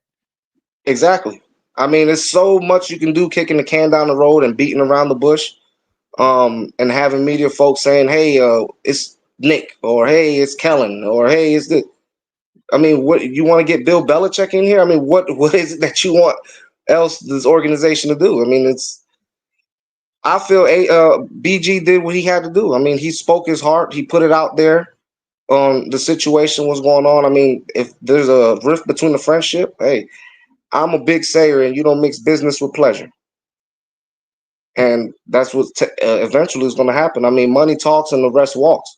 So if I'm trying to win games and you're affecting my numbers, and I don't know what the contract's like, if there's bonuses involved and anything like that. Too, if there's incentives to catches and yards and touchdowns, where that could be a thing too.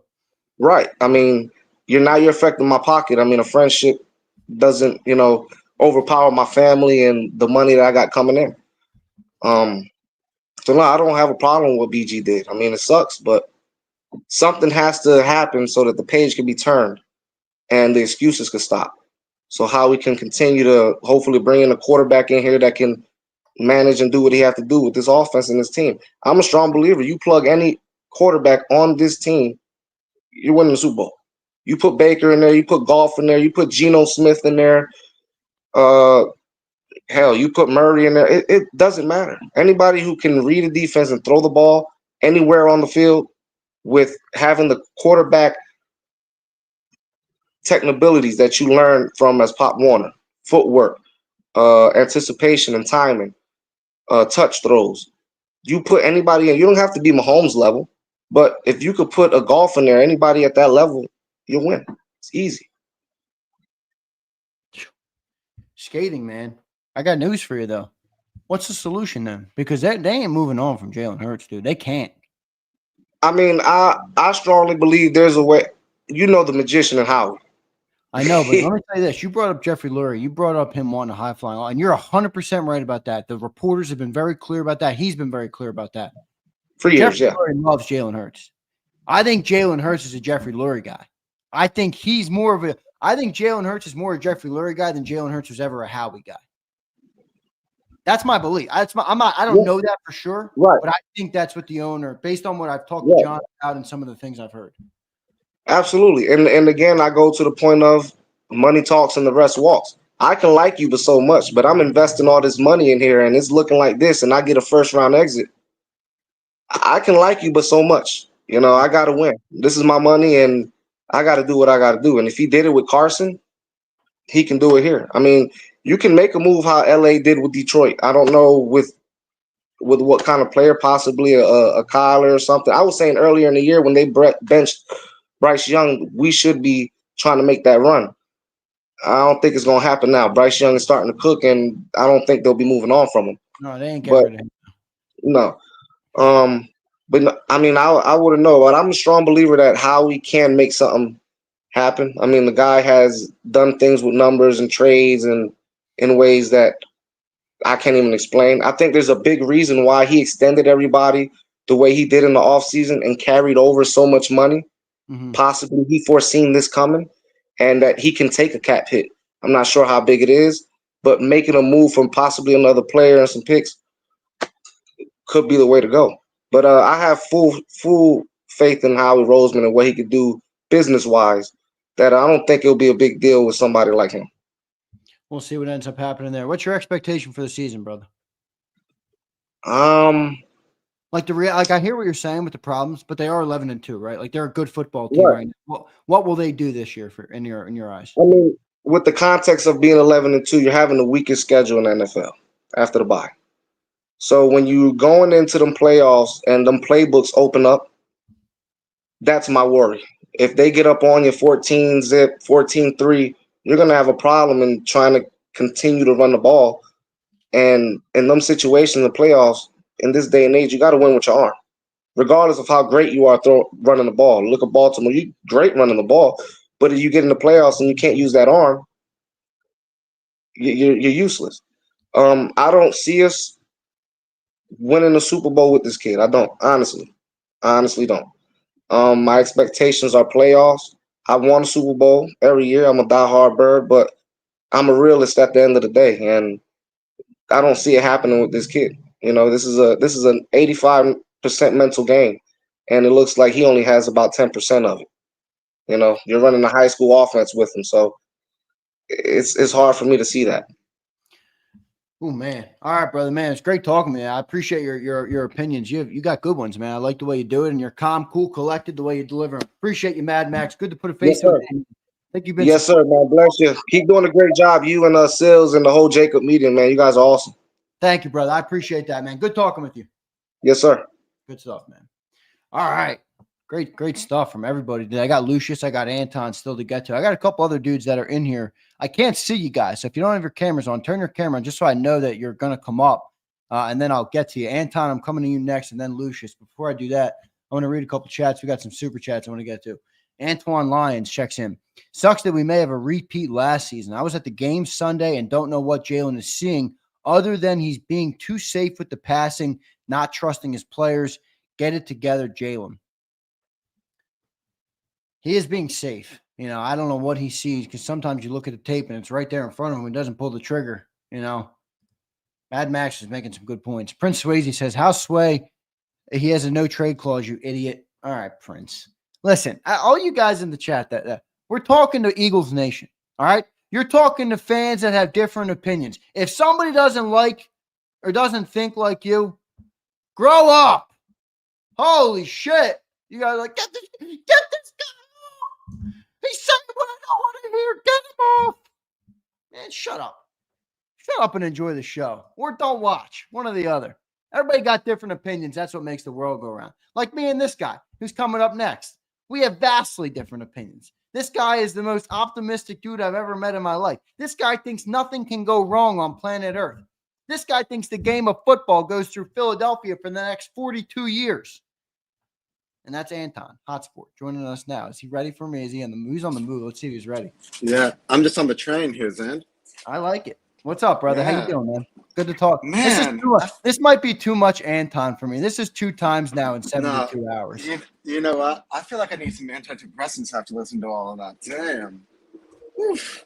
Just need to take a deep breath, everybody. Calm down. The team is 11-2. But look, I gotta tell you, I'll give you a break from the over the top positivity version of me. This is midweek Anton, not post game Anton. So okay, you know we're.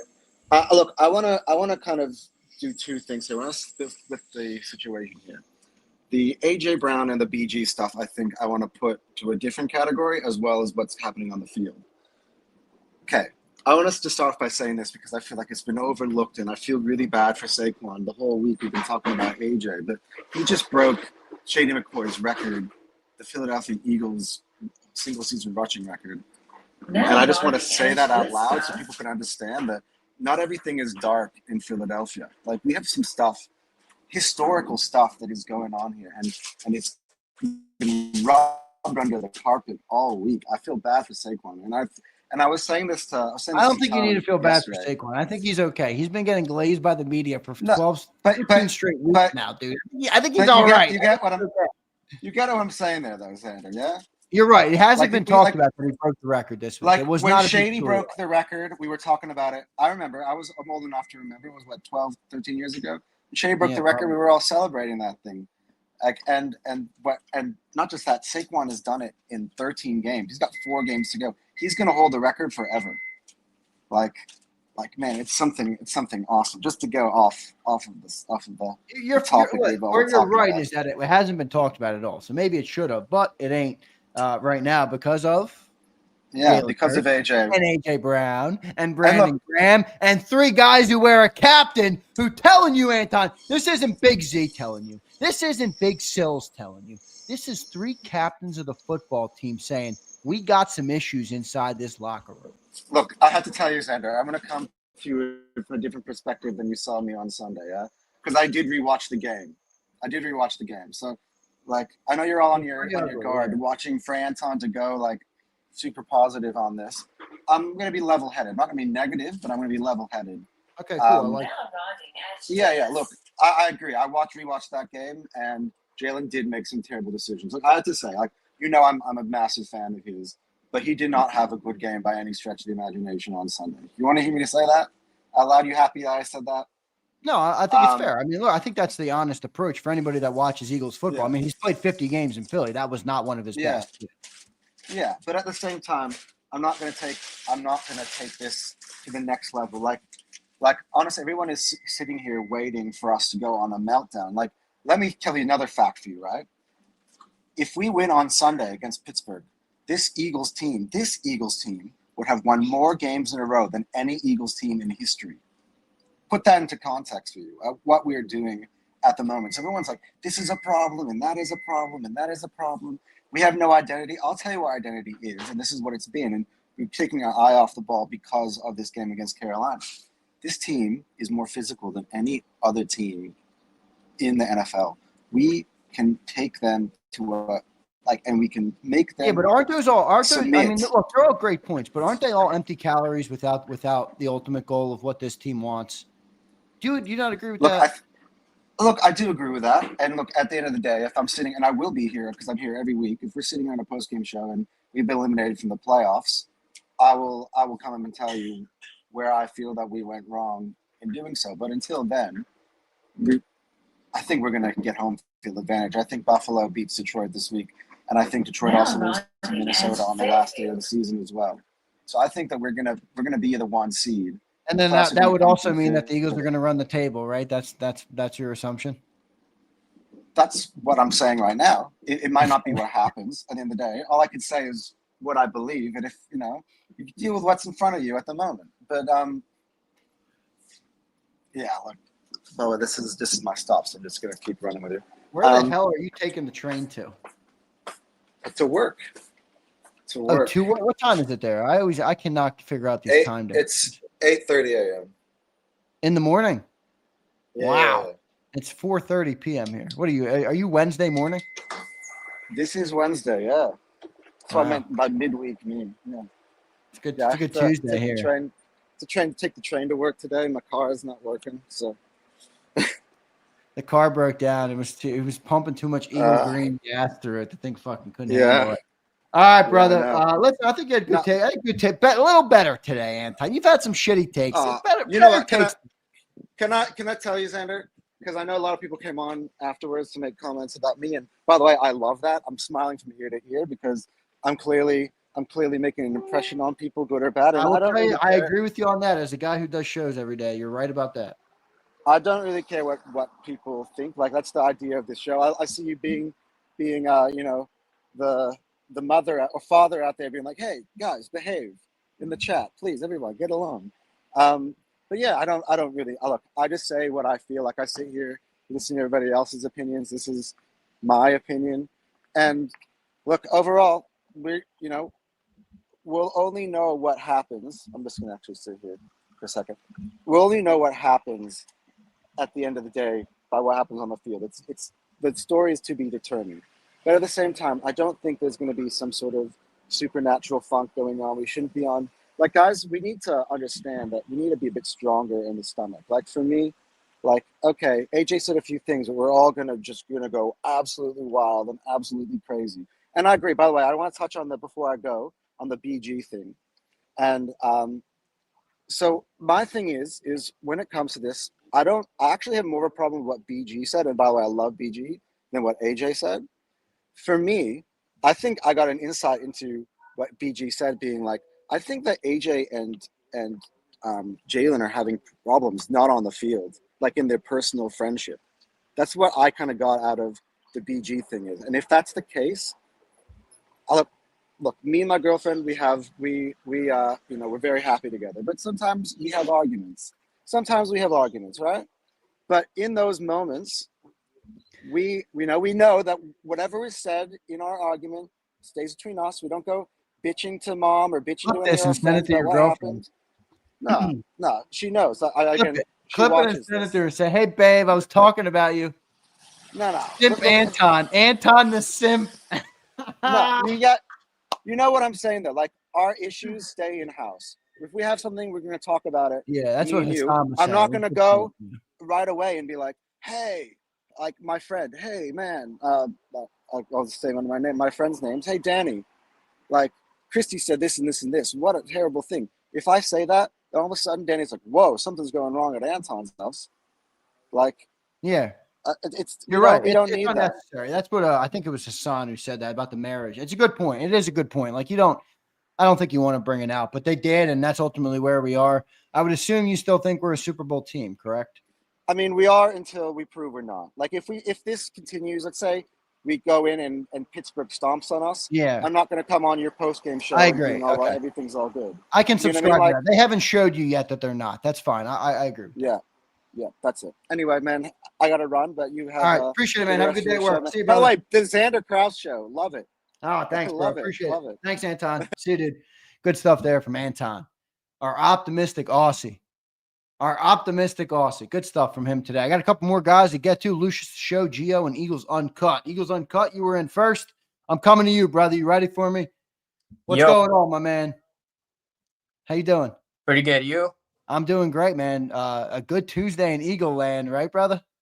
Hey, man. That was good Tuesday, man. But, yo, let me get to this real quick, okay? Go for it. First of all, 11-2, all right? I don't think this 11-2 is an outlier like he was last year, the 10-1, okay? Overall, let's put into perspective, okay? Our defense last year, we were number 28. Our defense this year, we are top 10, okay?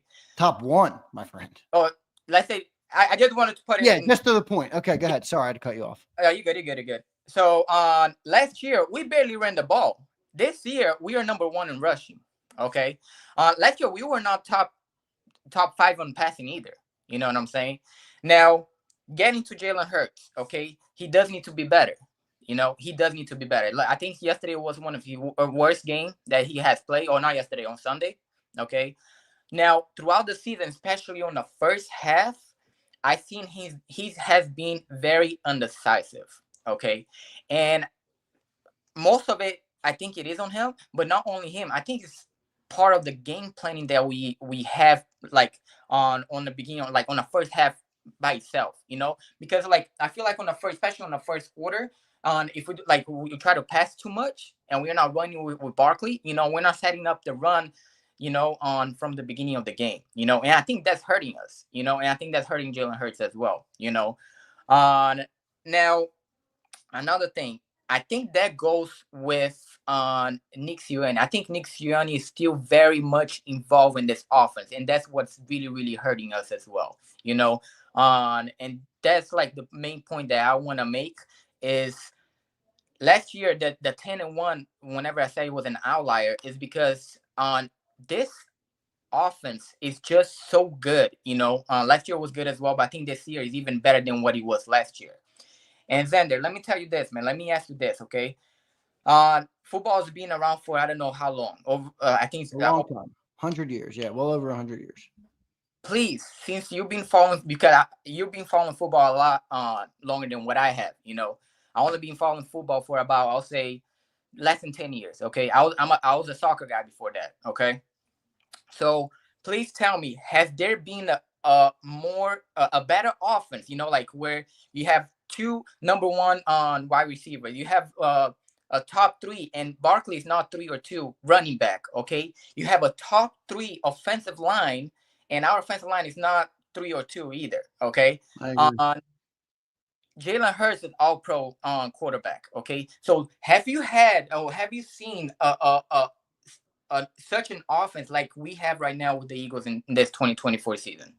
No, not even close. Okay, not even close. Now maybe people point to 04. 04 was really good. They had T.O., they had McNabb. That was a really good year. But I think this team all around, I mean, you pointed it out, the defense, the offensive line. Remember, you don't have just one wide receiver. You got 2 top wide receivers. You got the tight end. This team is loaded, my friend, by any NFL metric. Loaded, not just in Philly history. NFL, this team is loaded with talent. So, Zander, it was pretty much on the same team as it was last year, man. Like maybe, yeah, we had a Barkley, we had a couple of rookie on a secondary as well. Okay, but besides that, we pretty much have the same team that we had last year. Okay, and Nick Sirianni as a head coach, he couldn't do anything. He couldn't do anything to fix the team whenever we had the meltdown as well. Okay, I hear you guys, especially Dan Silvio as well. Sometimes I forgot the name of the guy that comes in and he hates Nick Sirianni as well. On Bacardi, or I don't want to butcher Angelo Cataldi. Oh, and look, he the way that he talks about Nick Sirianni is a perfect explanation, man. That dude is a clown. He couldn't fix after 7 games. You're a head coach, and he cannot fix a simple things on how to beat the blitz, where your quarterback have to call the ops, which was the Giants defensive coordinator, to like, hey, how can I beat the blitz, or like how you were you blitzing us, whenever we play you guys and stuff like that, and your own head coach cannot figure that out. Now, people think that this passing game is going to get figured out and we're going to solve this passing game. It's not going to happen. This passing game is not going to get fixed this year with Nick Sirianni. And it's just that simple. Because it's been the 2 years they've been watching, it's been happening the same thing, Now, do I think we still can go to the Super Bowl and win the Super Bowl? I do believe we can still go to the Super Bowl and win it through Barkley, through this O-line, and through this defense. Because like you said, we have a number 1 defense, okay? And Barkley is a number 1 rushing as well. So I believe that Jalen Hurts is good where he can get us to the Super Bowl. But not only him, but it's going to be through the running game, and it's going to be through this defense as well. Wow, good takes, man. I think you're pretty on point about what they can do. The only thing I would challenge you on would be, I don't think we can get to the Super Bowl being a 31st passing offense. I love the defense. I love the running game. But at some point in the playoffs, the margins are thinner, the field is smaller, the windows are tighter, and everything needs to happen more fluidly, and you can't make a mistake. And if you get into a game, I'm not talking about the Panthers here. Yep. I'm not even talking about the Ravens. We're talking about NFC teams that can throw the ball. The Lions, the Vikings, the Packers. I mean, shit, I'm worried about the Bucs. I don't want to see the Bucs in the playoffs. I mean, those are coordinators. Remember, those coordinators will draw it up to make Jalen Hurts as one-dimensional as humanly possible. If he can't make the throws, I don't think we're going to the Super Bowl. Let me take this, Zander. Let me challenge you on that take. Okay, go ahead. Okay, because we've seen Jalen Hurts make those throws against the Ravens. Okay, I think it was like the 3rd or 4th quarter. Whenever he went bang, bang, bang to AJ Brown, and I think it was I don't know if it was the guy or whoever it was. Whenever we scored the touchdown as well, okay, I seen him making those throws last year. Whenever right before the meltdown as well, we gotta remember, if it wasn't Jalen Hurts making those throws, he came back on 6. Like I think he tied the record on coming back on games with like 10+ points. Okay, in 6 of those games, which was against the Chiefs, which was against the Bills, which Josh Allen, which everybody's crazy about those guys as well. But Jalen Hurts beat all those guys. Jalen Hurts just beat Joe Burrow as well, and now Lamar Jackson as well. So I seen him make those throws whenever it mattered the most. Now, yes, he's not as consistent as we would like, but whenever it mattered the most, whenever we really need him to step up, he has always stepped up. I think that's fair. I think that's fair. I think for the most part, that's fair. I'd like to see it at a higher rate. I think right now. I mean, remember, we already talked about it on this segment here with you, and I appreciate you joining. By the way, you've been great. Think about the talent. Yep. Think about the talent. Like you can't excuse. It's one thing to have a lesser passing offense because you have Saquon Barkley who's on a historic pace. Okay, great. You have AJ Brown, you have Devontae Smith, you have Dallas. Like we can't even name all the fucking things. It's so good. Yep. So it's like if we can't pass the ball effectively versus the Panthers right now, and I'm just going off of what we've seen this year, how are we sure we're going to be able to do that against a more competent team with more competent weapons, with competent coaches, all these things? I think it's an uphill battle, but I do think you made some good points. I got you. Yeah, I mean, yeah, I feel I completely understand where you're coming from. And like I said, against the Panthers, I think that was one of the worst games that I've seen Jalen play. It wasn't good. Panthers, that was one of his worst games. However, the Panthers is one of the worst teams in the division. Whenever he play good teams like the Ravens, the Bills, the Chiefs, he had them play a bad game against the Chiefs, and the That's Chiefs. true. He had them play a bad game against the Bills. He had them play a bad game against the Ravens. Those are the teams that look. I don't care if you play bad against the Panthers. We still won. Okay. Now, if he plays bad against Josh Allen, if he plays bad again on the Chiefs and Patrick Mahomes, he played bad against Lamar, then okay. I don't know if whenever we get to the Super Bowl, if he can do that or not. You know what I'm saying? If he can step up to the next level. But I've seen him do it. You know what I'm saying? That's why unless he proves me wrong that he cannot do it whenever it mattered the most, then I'm like, okay, I don't think we can win with him. You know what I'm saying? But he hasn't proved me that. I agree. I think you're right. I think you bring some good context to it, man. I appreciate you joining. You think No this problem. team's a Super Bowl team this year? Like I said, with the only way we're gonna win is gonna be through this O-line, Barkley, and this defense. If this defense drops off, if this O-line drops off, in the running game and stuff like that, then I don't think we will be able to win a Super Bowl. But I think we can win with those three. Plus, whenever it matters the most, if we need Jalen Hurts, I believe he's gonna show up as well. Love it, man. Appreciate you joining, brother. Good talking with you. Appreciate it as well, man. Thank you, man. Good stuff there. Great stuff. Eagles Uncut 2.0. I meant to ask him, who are you in the chat? If you want to put it in the private chat, I'll read your name out just because people like to put a face to their name. Eagle Uncut. If you want to put that in the private chat, I'll read out what your name is in the chat when you guys comment. Lucius, I'm coming. Gio, I saw you earlier. I'll come to you after Lucius if you're ready. And if you want me to come to you, Lucius, here I come, brother. Hey, can you hear me? Lucius? I'm doing good. Can you hear me? I got you, man. You sound good. It's a little blurry, but I got you.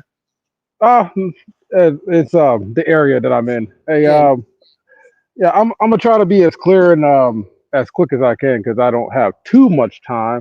You're good. But so when we're talking about the team, right? First, I gotta break everything down with these comments. BG dead wrong. Shouldn't have jumped into this. This is an AJ and Hurts problem. It's not a BG problem. If the coach wants to say something about it, that's fine. It has nothing to do with BG. I know he's passionate about the team. You got to fall back. You just made it worse. For AJ got to talk. Passing, one-word answers. You're a leader. You're a stud. If you go and call somebody out, call them all the way to the carpet. And Hurts deserves to be called to the carpet. That's fine. But bring them there if you're going to do this in the media. Otherwise, also shut up and get it done in the locker room. This team is flawed. To answer your question about the Super Bowl up front, this team is shaky. Super Bowl, the defense can get us there. I still believe that they can get it out, but the personal problems, this team is shaky. Super Bowl, no confidence. We'll see the next 3 weeks. Somebody said that we haven't played anybody. We played a lot of people, but we played broken. These weren't good games. These are good defensive games. These were good Saquon games. This wasn't good Eagles game because the passing game needs to be there. Hurts, I'll give him a little reprieve, tiny bit. The communication between Cam Jurgens and Mekhi Becton has been shaky all year, and it's starting to let internal pressure and Hurts panics. So Stoutland has to recognize that on film and do something between Mekhi and between Cam Jurgens, or maybe make the protection be between Mekhi and Lane Johnson. But as a $50 million quarterback, if your line is shaky, make it look better. They can run block all day, but if you have to make them look better, you can't make them look better by running into the pressure. You can't make them look better by panicking and not being decisive where you're going. You can't make them look better by not having hot routes. And you can't make them look better by not letting the ball go. I don't care who it is to. The ball has to come out of your hands. Look, he was playing great. I broke the film down. He started playing shaky Cowboys. When he threw that pick to Diggs, I believe it was, when he was trying to hit Dallas Goedert in the back of the end zone, Every one of his throws changed since then. Look at all the 22. From that interception board, he started to get more risk averse. You are a $50 million quarterback. I don't care what Philly says. I don't care what New York says. Jacob Sports, me. You got to play fearless. If you throw a pick, that's okay. Throw 3 touchdowns. All forgiven. Joe Burrow. He'll give you 4 touchdowns. He may throw a pick or 2, but that's because he's throwing the ball in there to his best target. You can hate his guts. I don't like a lot of people I work with. I work with them flawlessly because it is my job. I get paid to do it. You can hate AJ Hurts. Throw him the damn ball. You can say, hey, look, Smitty, you with him? I don't like you either. Throw him the damn ball. And you cannot do it with just Saquon alone. Saquon is amazing. Not going to get us to the Super Bowl. Hurts, throw the damn ball. $50 million. Throw the damn ball. I don't care about anything else, but you throwing the ball. If you throw a pick, that's cool. If you get us 3 touchdowns, you're winning the game. You're making us diverse. Throw the damn ball. Nobody opinion matters. That's the only thing you got to do. Throw the damn ball. Now, the other thing I got to come up with is our coaching. Where is it? Where is it? Kellen Moore. Where are you? All right. Your scheme has become stale.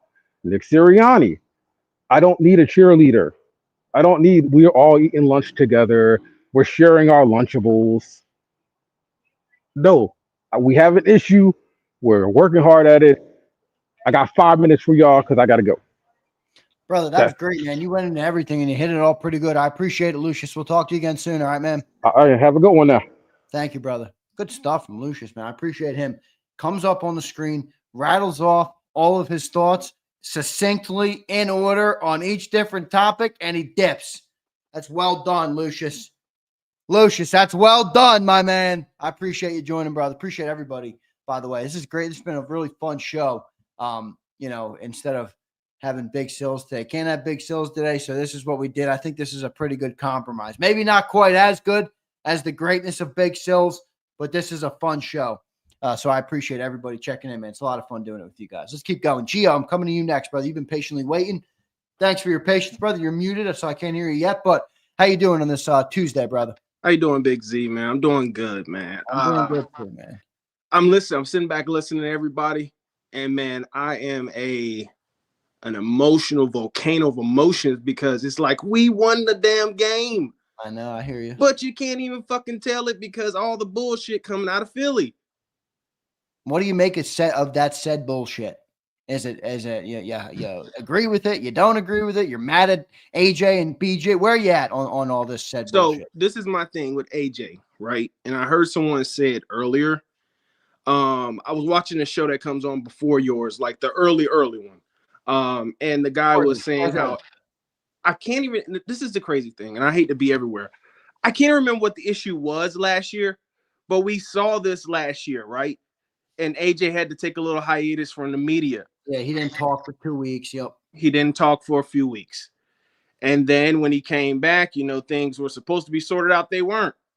But he should have known this year to keep his mouth closed because, it is the reporter's job to ask the question. But you can either elaborate or he can do what he did. And I feel as though, like most of us are saying, he probably should have went at it direct. That's how I feel. Him and Jalen have to get in there and hash it out. I don't need them to be kissing each other and hugging. I just need you to get out there and win some damn games, complete the football. And then let me say this as well. Do we really think that Jalen Hurts will have a turnover if he throws the ball 5 more times? I don't care if he does. I'm willing to have some turnovers, right? That's what I'm saying. I'm saying I at this point, if I got to get the Jalen from 2022 back, with a couple let's more go. Turnovers, right? I'll take let's it. go because the thing is, and I'm gonna reiterate someone's point.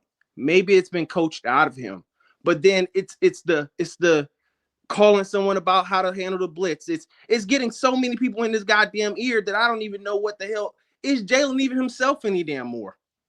Is he? I have to question it because I'm not. The thing is, we were living on a high in 2022. No one couldn't tell us we weren't about to come back in 2023 and do the shit all over again. Yeah, and win it. And then you get here and you say you add the fucking best running back in the goddamn league to the team. He's having a great damn year. But A.J. Brown, his targets are down, and Smitty too. But then again, this is where I have grace with Jalen. Those guys weren't here for 3 games, and we had to find ways to fucking win. We were behind Washington at a period and point in time in this season. So for us to actually be at 11-2, be at 11-2, and I know that we're talking about we don't have a pass game, but I think that was the case all year. And we've somehow gotten to the point that we are at right now.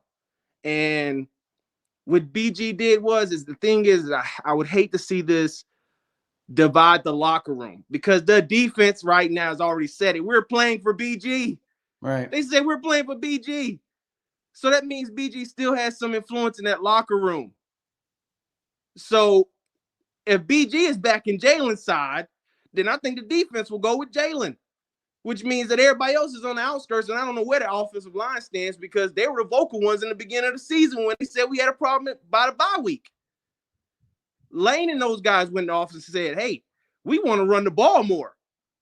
I'm wondering if maybe because they are having a little bit of issues in the pass blocking schemes, that maybe they don't like pass blocking. That's what you don't like pass blocking? Well, you'll run. Your first step will always be forward. That's what those guys like. That's what we do. We lean on teams the entire game. They get tired. We go ahead and break off a run, or we break off a couple runs, and then we get in there. But it's as a whole, do I think this is going to be a defining moment of our season? No, not at all. I will say that. It's not a defining moment of the season. We will pull it together, because I think that we got some very positive things to look at this season. You got the number 1 damn defense in the league. And despite we are kind of getting a little banged up there, and I saw plenty holes defense on Sunday. Right now, I saw plenty holes defense on Sunday. But with all the crap that's going on, you can't even talk about the plenty holes defense, because that's really what they were on Sunday. I'm starting to almost believe that our defense might be having a problem with scrambling quarterbacks. Because when I see Bryce Young get out of that pocket and run around, he's finding some guys. But it's in totality, we're having a good season. I'm still going to back Jalen. I ain't giving up on him, because I've seen him do it before. And if you can do it once, you can do it twice.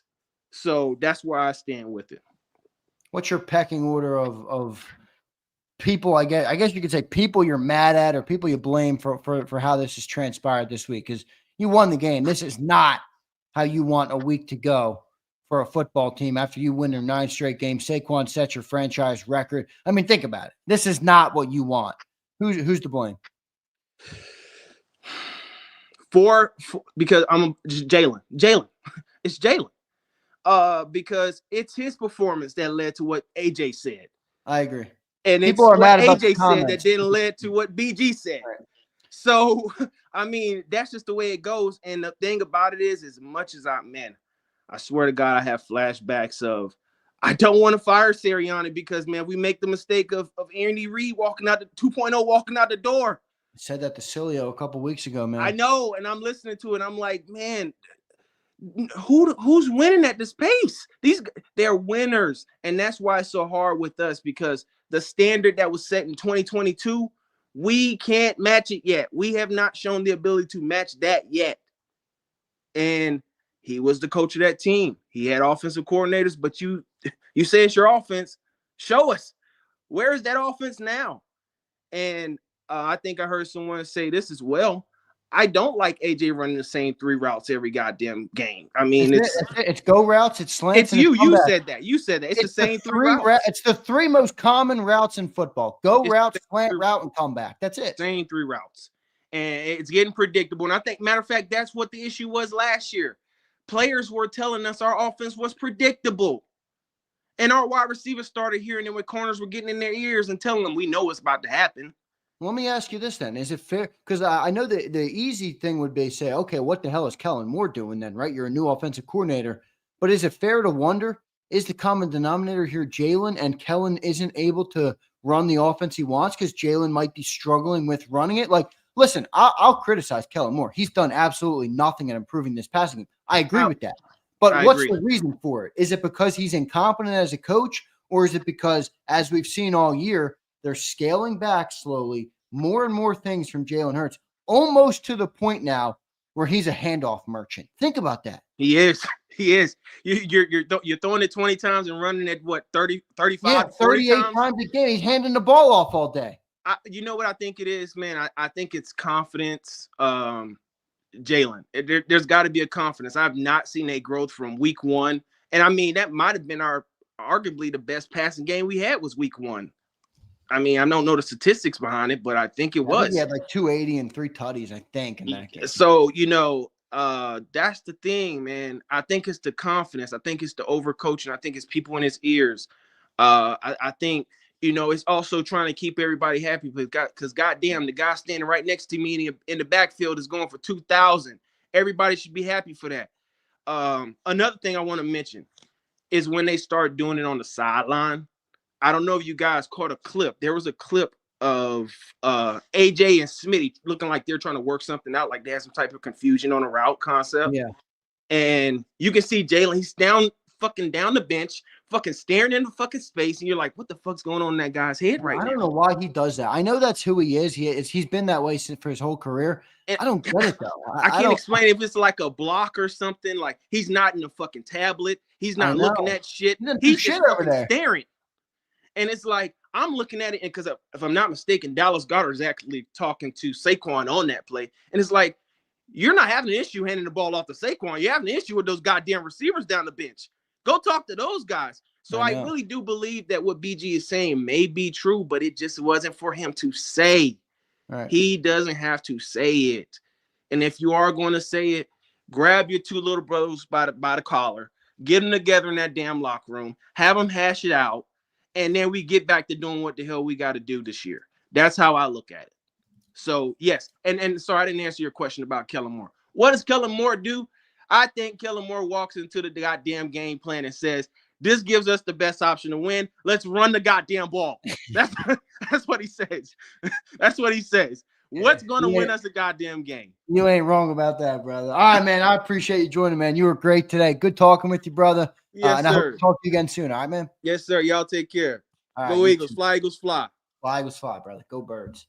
Great stuff from Gio there, man. This has been really fun talking to everybody.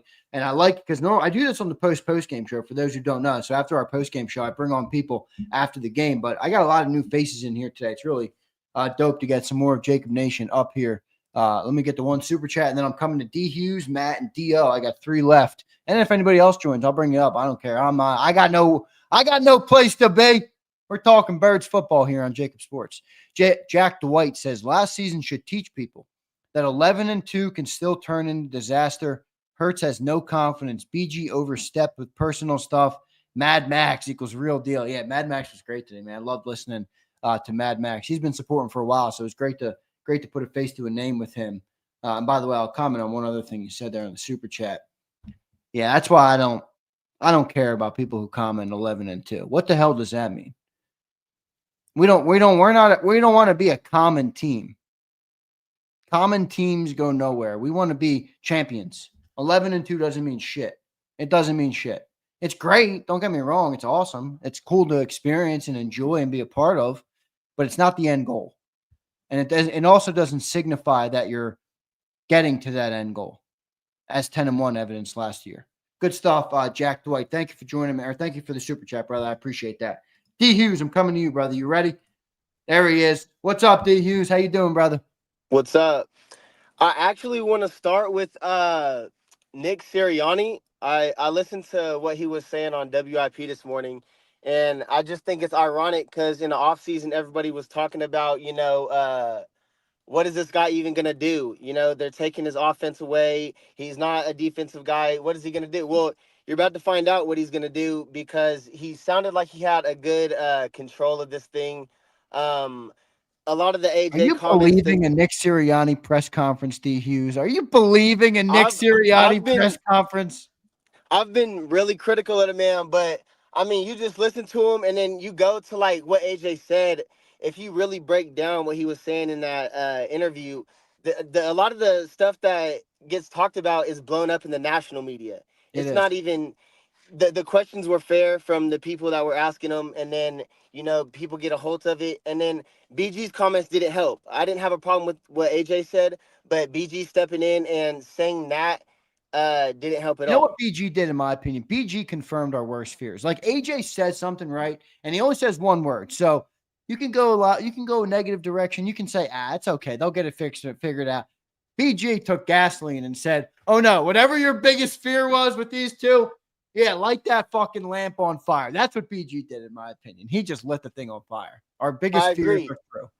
But I also think what BG was trying to do was he was trying to say, like, AJ and Jalen, they were friends before this. But once you become friends and you're working with that person, it changes the dynamic. Even if nothing is like currently going wrong with them in the moment, the fact that BG said, I don't know everything, and then still gave his opinion, just stop right there.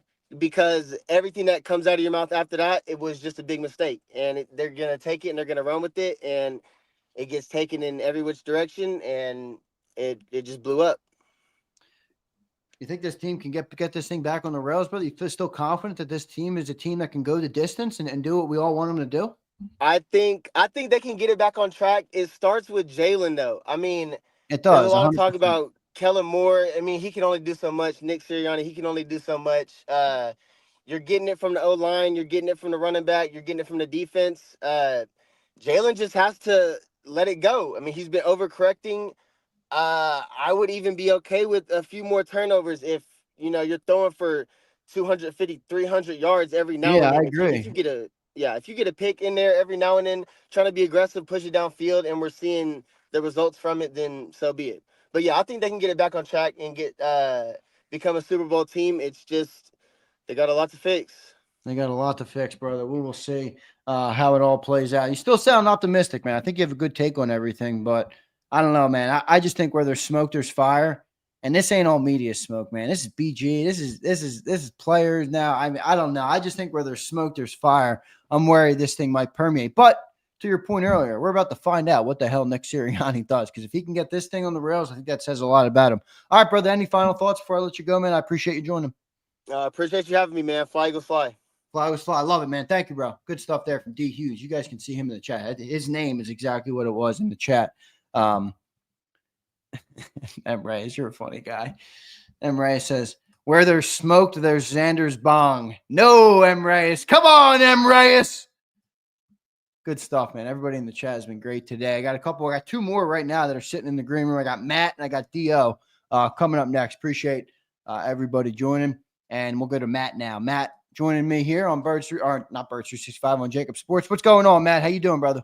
What's happening, brother? What's up, Xander? Thanks for having me on, man. Yeah, of course, man. Tuesday in Birds Land, and we got a lot of drama. 9 straight, 11-2. Didn't expect this much drama. What do you make of it, my friend? I might have a unique take. I think, you got a lot of C's on the chest, but no one's talking. And then when they do talk, they're talking to the wrong people. I think accountability starts with the coach, and I think A.J. Brown said what he said because the coach wasn't keeping someone accountable. I think it comes from, someone being frustrated, maybe getting preferential treatment. And then all of a sudden, it boils over next game, and they're protecting him. They're protecting, Jalen. They're protecting their guy.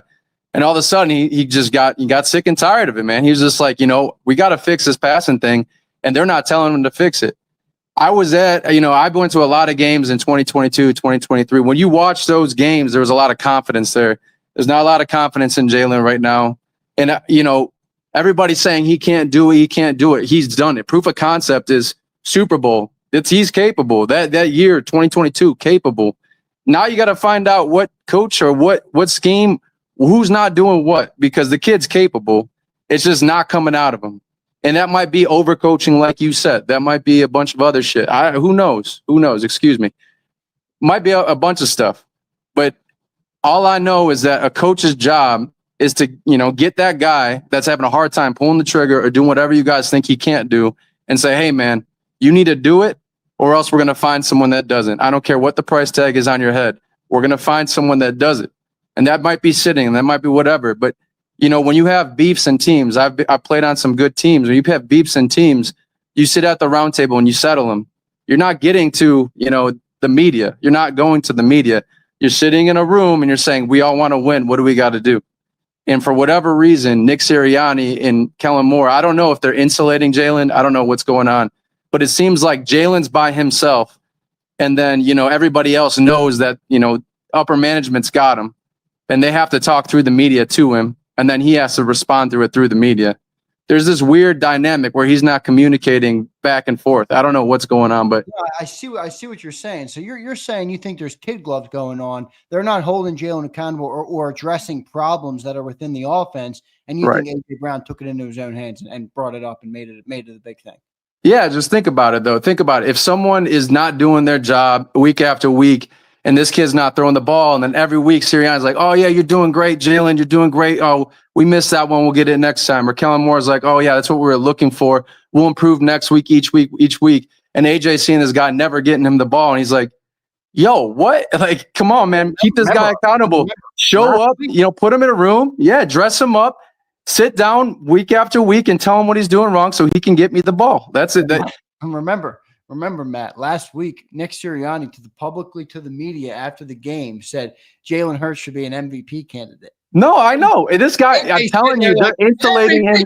I need the fucking ball. They're insulating him. I think they're doing it because of things that happened in Alabama and his demeanor towards constructive criticism. In the past, it doesn't seem like his track record is good against constructive criticism. So they got to go attaboy it to, you know, and he's just not that guy that's like driving after someone's telling him something negative. You know, some guys feel on that. AJ, oh yeah, you're slow. Okay, I'm going to get faster. Jalen looks like, oh, I'm having a bad game. You know, he looked like he just, you know, crapped his diaper at the end of the bench the other day. I was like, what the heck's going on with this guy?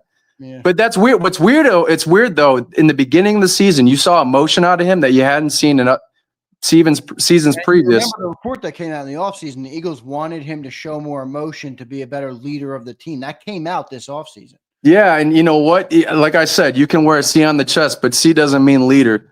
Leader's a whole different thing.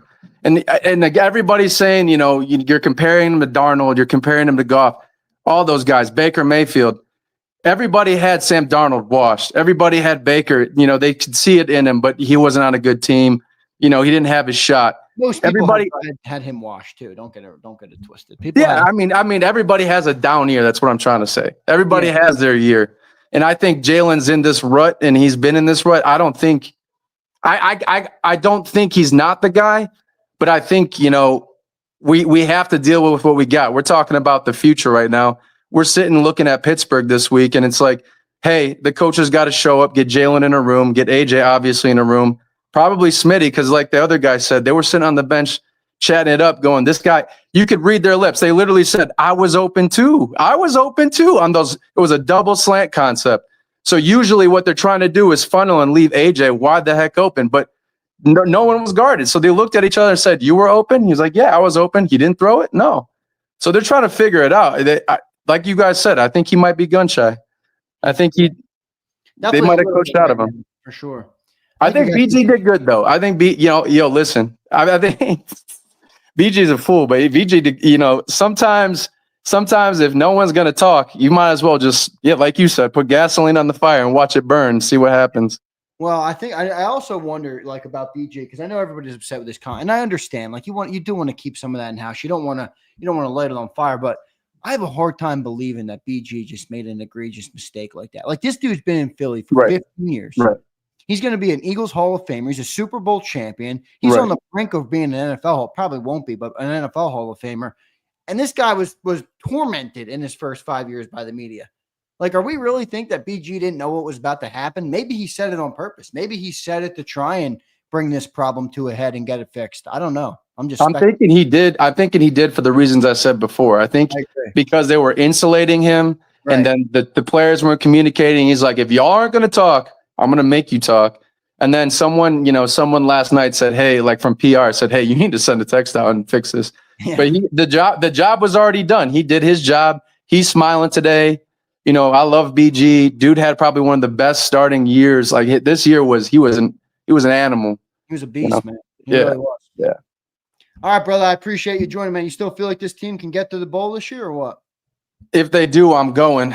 So yeah, I mean, I think it's gonna, like you said earlier. I think that this is a defining game of their season right now. I think if Jalen comes out and he proves to his team that he can get them the ball, I think he's going to have a proving ground this weekend.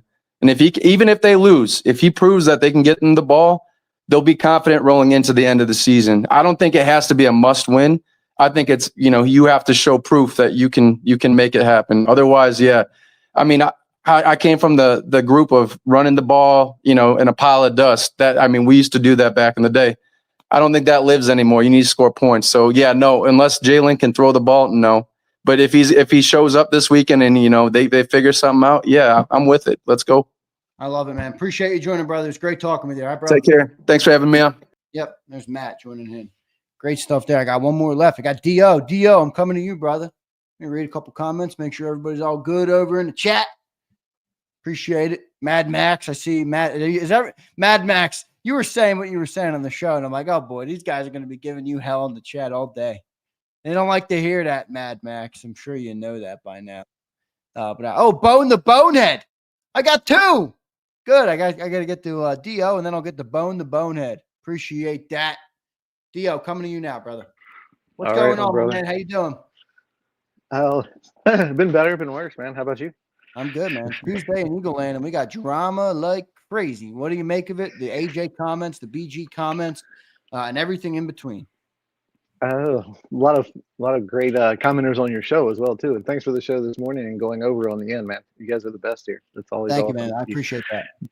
Bring us into it and do stuff like that, man. It's amazing to have this kind of experience. For me, I really I think it's odd. I think BG, he's great. And he's probably by far one of my favorite Eagles too. My original favorite is probably Dawkins. I wore this. It was like my first jersey I ever got. My dad, I won it in the Green Bay game. My dad was a Green Bay fan and a Dallas fan before that. But it was the 4th and 26 game. Yep, I remember that play. I thought I'd lost my jersey until that amazing pass from Donovan, right? Yeah. So anyway, so I got this jersey after that, and then that was like at least 30 years ago. God, I'm old. Anyway, so yeah, you're right. BG is amazing though. Dawkins, BG, probably my top 2 favorite Eagles all time. You just can't say anything about him. The downside of BG though is that he kind of speaks in cliches and colloquialisms. Yes, he so does. When he speak says, colloquialisms. Yes, he does. So when he says something, it's kind of more like, well, all right, well, you got to define it. What else? What more did you say? Or is there something else that went behind it? I really don't think he maybe knew that, and I loved what your statement about being a godfather and what it means to you. I think the same thing is probably true with AJ and Hurts. And so it kind of goes back to kind of what Matt was saying and what someone else was saying. I forget. There's a couple of people also that mentioned it about, is this kind of him directing something that hurts? Because I don't really think it is. I think they would just come to a point on it and talk about it. Right. I think it's more him talking about the whole passing game, and then that brings in the coaches more so than anything else. And the coaches have to get this straight and get it fixed. Otherwise, it isn't going to work. I'm hoping that the players are all on the same page. I'm hoping AJ and Hurts are still boys, and he's still. Well, I don't want to be the bearer of bad news, Dio, but it doesn't really look like they're all on the same page right now, my friend. Well, I think the players are. I think what we're seeing isn't what's happening outside in a way. So I think BG's a player. I think if you take a look at it from that perspective, I think all the players are. They know there's a problem. And the only, like everyone else said, the only problem's got to be with the passing game, because it's not the offensive line, it's not the running game, it's not the defense. This defense is amazing, and that's why everyone should be hopeful that we're going to the Super Bowl still, right? This defense will take us there where it didn't last year. But that's it. The players are on the same page. They got to get the coaches on the same page, and maybe the players aren't on the same page with each other. Like Shaquan wants to run the ball, and AJ wants to run the ball. The O-line wants to run the O-line wants to roll. But the wide receivers are like, no, we're going to need this passing game at some stage, because we can't win games at the end of the year unless we can pass the ball when we want to. And they can't. They won't be able to win games like this. But it also goes back to that point I think that was made a couple of times too, that I see some other people are buying into, you have good games and you have bad games. The Super Bowl was probably Hurts' best game ever, right? That I think he it played was. in. Which is pretty remarkable to have your best game ever on the Super Bowl. But he also had 2 weeks to prepare. It was also kind of young in that first year. I think he was that whole year he kind of was climbing up a mountain, and then he got to the apex in that Super Bowl, right? Unfortunately, I think that Carolina game, and I think you said this on the after game show, that was probably his worst game in 4 years of leading this team as well. And it's so fresh. So we have a little bit of recency bias, I think, when it comes with that too, right? And it's not the way it should look. But I think he's also, I don't know, for me, it's like when you see him on the sideline, like you guys said, and he's not looking at his iPad, that iPad ain't going to tell him anything more than he already knows in his head. He's already beating himself up, but he's got that block of some sort. It's like having a pitcher that can't throw a heater because he keeps getting cranked, you know? So the coaches have to figure out a way to get him to throw that freaking heater. Otherwise, we're not going to do well. You know, the potential is that all games are going to be really close wins or losses, like you and, McMullen say all the time. You know, there's not a large margin of error. Can we beat every team out there? Yeah. And can we rely on our defense to make a lot of stops? They almost had that defense. They almost had that play stopped on 4th down and like 15. They almost had a safety. I mean, the game would have been over, right? I mean, 2 kneel downs and we're done. Instead, it was a 30-yard pass to Leggett, and this, so they kept it alive and went down the field. Then it was a drop pass that ended it, but the defense almost saved it there well too. So I think the defense is the thing that everyone should keep looking to. I think the offense is going to get itself sorted out. And this Pittsburgh game will be the proof of that. And if they come out, like they said, if they come out and play well in this game, then the trend isn't starting. There's still the old trend, and that's one blemish. Boy, if they come out and play bad this time, then maybe in a play or two, then we got another week. Then is the trend starting at that stage. But I still think that I think everyone's pulling together. Hopefully, they've gotten on the same page now, and the coaches are leading, and the players are leading, and they're going in that right direction. You know what I mean? Boy, Dio, this is all peaches and cream for you, my friend. P.O. and everybody's on the same page. The players are going to figure it out. The passing's going to figure it out. All right, listen, from your lips to God's ears, my friend. I hope it happens. My friend. I'm losing a little bit of confidence because I think getting to the Super Bowl is different than being a great team. Getting to the Super Bowl is the stars align, everything goes your way. That's why it's so hard to do, because everything has to go your way. And right now, the way this team is, with what's going on just in the last 2 days, it's hard for me to sit here and say this team has Super Bowl DNA. I don't see it right now. Maybe they can correct it, and maybe if they come out and stomp the Steelers, I think that'll be a big message after what's going on this week. And I think somebody just said, I forget who it was. It was one of you recently who said if they beat the Steelers, that'll show you that Nick Sirianni was able to get the locker room back on track. I think that'll be a good sign. But yeah, we'll see what happens there. Dio, thanks for joining, brother. Any final thoughts before I let you go? It probably doesn't have to be a crushing of the Pittsburgh team because they do have a good defense, and I think we're playing there as well too, aren't we? By the way, you don't want to be forcing balls to AJ Brown versus the Steelers. No, exactly. Minka Fitzpatrick back there, I think that's, he'll be lighting people up in the back end of that thing. Yeah. I like Minka too. It's a great safety. But it probably won't be a crushing thing. Hopefully they will dominate it. In my mind, I don't think they're going to win by like 2 scores, but I think they'll have ball control and they'll just win the game. Just win the game. Exactly. Exactly. All right, brother. I appreciate it, man. I'll talk to you again soon. All right. Indeed. See you, brother. Thanks. Good stuff, man. Appreciate that. I got some more people coming in. I love it. Big Sills in the chat. Big Sills once again, right? This dude loves to beat his chest, doesn't he? Fantastic job. Thank you, Big Sills. We're doing this because the great state of California has shut off the power grid. Oh, my God. No show today for Big Sills, but he did give us 30 minutes from the Hummer, and we called them Hummer Sills. I like it. Good stuff, Big Sills. Appreciate you being here. Appreciate everybody. By the way, I got one super chat, and then I'll get to Jeff Bone, the Bonehead, coming up. Jack Dwight. I think at some point Brown hurt Jalen's feelings with criticism, and a slight rift began. Hurts Rain Man personality doesn't help, but we can win. Maybe. I think AJ did hurt Jalen's feelings a little bit, maybe potentially. I think he did hurt his feelings a little bit. I don't know. I mean, somebody brought up a good point. It was Matt a couple minutes ago, just about the wide receivers are sitting there on the bench like, hey, were you open? Yeah, I was open. Why didn't you get the ball? I didn't get the ball. And Jalen's sitting over there sulking on the bench. That's my least favorite thing, by the way, about Jalen. I love Jalen Hurts. It's my least favorite thing about him.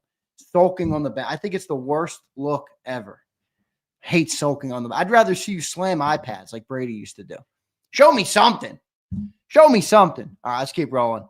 Enough of me. Jeff Bone coming up. What's up, the Bonehead? How you doing, brother? I can't complain. How you doing? I'm good, man. Tuesday in Eagle Land, 9 straight at 11-2, and we got drama. Only in Philly, my friend. What do you make of it? Yeah, a little bit of high school drama. It is. It's little kid stuff, isn't it? Yeah, it's just some grown ass man making millions of dollars and they going on some he say, she say. It's just, man, put it on the football field, man. Or square up in the locker room. Squabble up in the locker room, you guys will be fine. You know what I mean? That's what Michael Jordan used to do. You know? They ain't doing that anymore. Yeah, you know what's crazy is because I was listening around a lot of YouTube channels and stuff, and they hit some key points. And it's like the thing with Jalen Hurts is in the beginning of the season we was talking about him throwing some hero ball and whatnot, and you see now we got Lane Johnson and the O line talking about they want to run now, so. I like the fact that we running a lot more. Jalen Hurts is not making as many as mistakes, but when Jalen Hurts does throw, you don't see too many turnovers or picks or nothing like that. You know what I mean? So at the end of the day, it's just like, look, just be happy with what we have. You know what I mean? And I get it. It's not the prettiest win, but at the same time, it's a win. We're running the ball. And at the same time, it's like, look, we got Saquon for a reason. It's Saquon season. Let him be the star. Let him be the diva. Put it on his shoulders. You see what he can do. Ever since we got Saquon, he's been putting up 100 to 130 to 215 yards a game. Let him carry the ball. You know what I mean? Once Jalen Hurts needs to throw, he will make the right decision. But at the same time, let's just kick back. Let's just watch. We're good. Like Jalen Hurts, he runs the ball. If you do the RPO thing, you know what I mean? If Jalen Hurts want to run the ball of damn self, let him run the damn self. You know what I mean? If we win the Super Bowl running the ball, so be it. We're good. Yeah, but can they? Listen, Bonehead, I love you and I appreciate Yes, sir. it. You don't pay $60 million to wide receivers to have the 30th ranked passing offense in the NFL, as this guy points out here in the chat. I missed it. Sorry, whoever it was. You don't pay $60 million to be 30th in passing. You don't. So AJ has a point. Who are you putting the blame on? Are you mad at AJ? Is it a Jalen problem to you? How do you see the passing problem? I don't see it as a problem. Like, look, like I said, we got Saquon, and I get it. They paying him $50 million, but dude, you're getting paid $50 million. You know what I mean? You're still going to get your money regardless. You know what I mean? I don't think you're getting to the Super Bowl, Bonehead, though, without a little bit of a passing game, man. Well, you see what we did. You see what we did in 2022. You know what I mean? Who knows? Like, teams play different when they're in the playoffs. They do. You know what I mean? So who knows? Like maybe there will be a time when I don't know who the heck we playing in the playoffs, but maybe there's gonna be a time where Jalen Hurts just, all right, this is where I'm at, this is where I am. You know what I mean? He just start chucking that thing, in the end zone. But in the meantime, we still got like 4 games this season. We still got 4 games left. You know what I mean? Just run the ball. The fact of the matter is we're in the dance. You know what I mean? So just run the ball. Conserve your offense. Conserve your offensive players. Just run. You're good. You know what I mean? At least it decreases the chances of AJ Brown and Devontae Smith getting hurt again. You know what I mean? I guess that's the silver lining, but I mean, I don't know. You think it sounds like you're optimistic that we can be a Super Bowl team this year. Yeah. I believe we can do this. We can do this. It's just longevity. You know what I mean? As long as we got our players healthy, by the time we get to the playoffs, we can do a lot of damage. You know what I mean? And Jalen Hurts can throw. Don't get it twisted. He can throw when he really wants to. We've seen it. I've seen it. We all seen it. He could throw that thing. You know what I mean? It's just. He better start doing it, Bonehead, because AJ Brown ain't happy with him. Yeah, well, he getting paid $50 million. It's like, dude, go buy a Corvette. You'll be all right. I'd love a Corvette. Go get me a C8 Z07, bro. Ooh, baby. All right, Bonehead. Good You know what I talking to you, mean? brother. Yes, sir. Thank you. All right, dude. Good stuff, man. All right, I got a loaded chat room now. We filled up. We filled up. The people want to speak, and we are here to let you speak. Joe Whip, coming to you next, brother. What's going on, Joe? How you doing, my friend?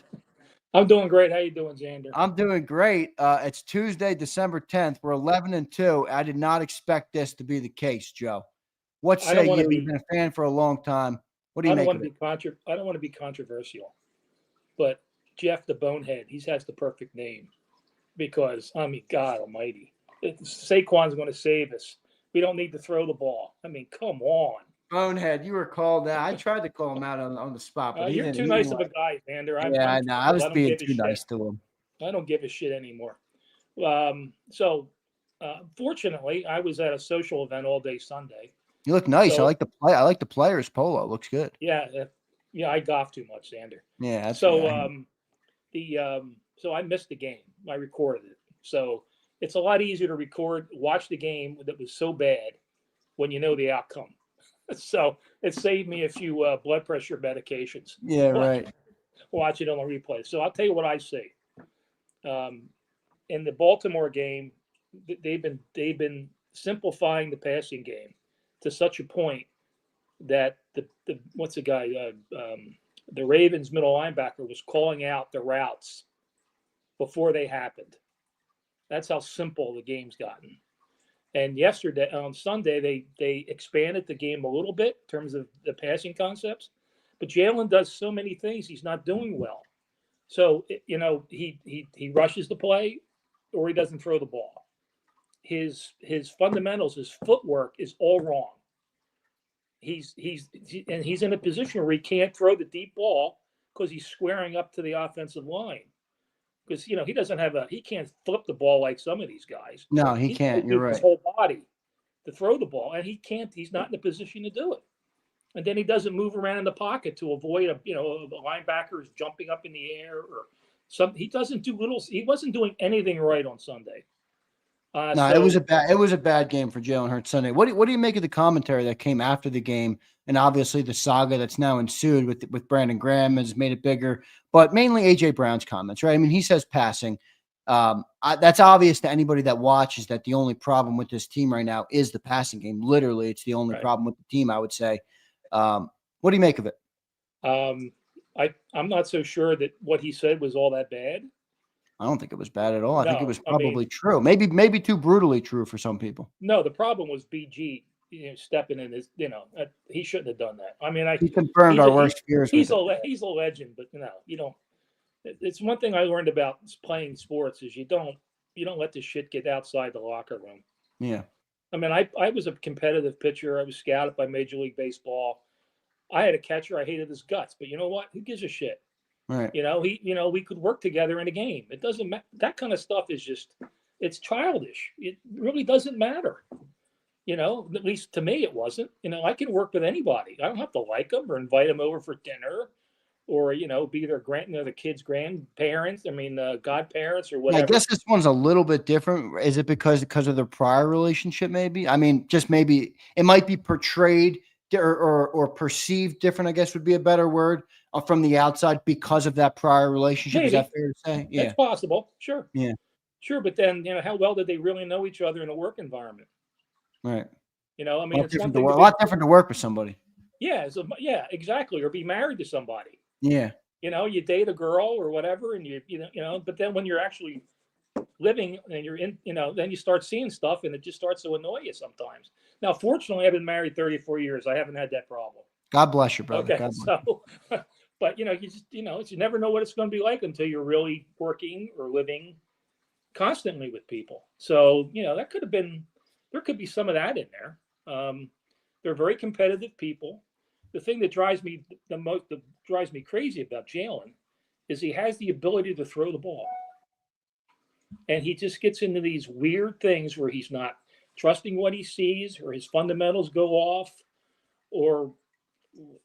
and he can do it. And there's some disconnect between the ears that is keeping him from being one of the top quarterbacks in the league. And I don't know what it is. And I'm not, I'd love to be in a meeting room with Kellen Moore and when they're watching film and what they're pointing out to him. And then he doesn't, when you watch the NFL games, do you see the other quarterbacks on the other teams with the iPad app? You typically do see that, yeah. Yeah, I mean, that's what you should be doing. And he doesn't, he just sits there. Someone had a picture of him. They called him Darth Jalen. They had a picture of him on the sidelines with the big black coat over, and he just sits there just warming his ass on the bench. He's not interacting with the other players. I don't understand that at all. So, I mean, I don't understand why he's not going over to okay, AJ. Yeah, right. Devontae. Okay, I blew that. I missed that. Okay, we're going to go back to that. Okay, right. I'm going to do this, that, and the other thing, and I don't see him doing that. I don't either. Is that going to be the Achilles? Is that going to be the downfall of the 2024 Eagles? Do you think, or is it something they can overcome? Well, the problem, I think it's. I'm a little more pessimistic than I was before. I am too. So we'll see we'll see what he does with Pittsburgh. These people that think Saquon's going to rescue them. You get into the playoffs with a really good defense. Yeah, they're going to stack the box. They're going to do whatever they can to take Saquon away. Saquon is great, but Saquon isn't Superman, and they're going to have to be able to do other things. And if they take Saquon away and Jalen's not doing what he needs to do, they're not going to win unless the defense pitches a shutout. Or a couple pick sixes or turnovers or something. They have to be able to throw the ball and throw it consistently and down the field to win in the playoffs. I don't see any other way to do it. Are you confident Nick Sirianni can quiet this noise right now and keep this team locked in and on the mission? Because this is certainly the first sign this year of there being, I don't know what the right word would be, that there's some damage or some wounds inside the locker room that need to be healed. It's not all peaches and cream inside the locker room. This is the first indication of that. Yeah. You think Nick Sirianni can keep this thing on the tracks? I think he can. I think he's good behind the scenes. I think he's way better behind closed doors than he is. I agree with that. Okay. And especially based on what John McMullen tells me behind the scenes, he is better behind the scenes. So what I would suggest is I'd get Saquon.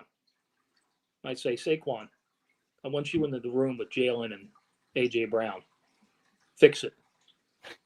I'd get Saquon. I'd get Saquon involved. Why not? Yeah. He's the star of the team. Yeah, in a way, he's the catalyst. Why is the passing game down? Because you got Saquon, right? I mean, he's a catalyst in a way. Well, they should work hand in hand. They should. As Saquon is running the ball better, it should open up the passing. 100%. 100%. And it's not doing it. The passing 100%. game is just it's contracting and it's smaller and smaller and smaller. And if these guys, look, God, they're grown men making tens of millions of dollars a year. Right. I mean, somebody like Saquon, who I know somebody that knows him, he's soft-spoken, but he's a natural leader with people. I'd use him. So, Nick, if you're watching, I know Howie's watching. Hello, Howie. Don't cut the cord on us, Howie. That was funny this morning with all the Howie. It's like Howie's running the CIA. Oh, that was a pain in my ass this morning. I was ready to punch a couple holes in my wall right here. Well, as soon as you I was afraid some, ketchup bottles were going to be all over the walls there. But, yeah, I was close. I was close. But, as soon as you said test, I could see you were pissed, and your voice came on, and then click off you went. I know, and then I tried it again, and it didn't work. I'm like, what the fuck is going on, man? It was well, you did a good job. You came back, and the new software looked way better. Do you think so? The picture quality was way better. I wonder if I should be using that. John may not like that. Yeah, right, right. And I have to shave. My wife's in Florida, so I'm just a bum. Yeah, you mentioned that your wife's down there. You don't like the cold weather, your wife, right? Oh, no, she does. Well, she's from California. She's got thick blood, Zander. What can I say? My sister grew up in Florida, so when she comes up here, she comes up in blankets, no matter what time of the year it is. All right, Joe. Team? You think this team can overcome this? Look, you said the word. You said I'm a little more pessimistic. That's how I feel. I'm not out. I'm not like the sky is falling. I'm not like we're collapsing. I'm a little more pessimistic on what this team can be this year. And I'm going to be I'm going to be home on Sunday. I'm going to have my eye on this game. Yeah. I'm going to really pay attention because this is where it's going to be. They're not going to be able to just run Saquon into the wall against the Steelers. They're going to have to throw the ball. And frankly, they're going to have to come out and throw the ball early for me. I think that's what they have to do. They have the tendency to overcorrect early. We'll see if they do it this week. Joe, appreciate you joining, man. Great to catch up with you. I'll be watching tomorrow. All right, man. I thank you. I appreciate it. Take it easy. Good stuff there. Joe Whipp joining the show. Love talking to Joe. Didn't have a chance to talk to him this weekend after the game, but I got him there. So good stuff. Appreciate everybody joining in and out. Don't forget to hit that like button. Still got a good crowd in here, and we appreciate all of you guys for being here this afternoon. Big Sill show ultimately couldn't air today. There was blackouts in California, and his power. He wakes up to an email. 72 hours, your power will be out. No air, no heat, no power. Like, what the fuck? What the fuck? But anyway, that's what happened. And he did a great job of doing the show from his Hummer today. Let's keep rolling. All of a sudden, I got M. Reyes. I got Man in Black. We got Clary Void, Jay the Legend.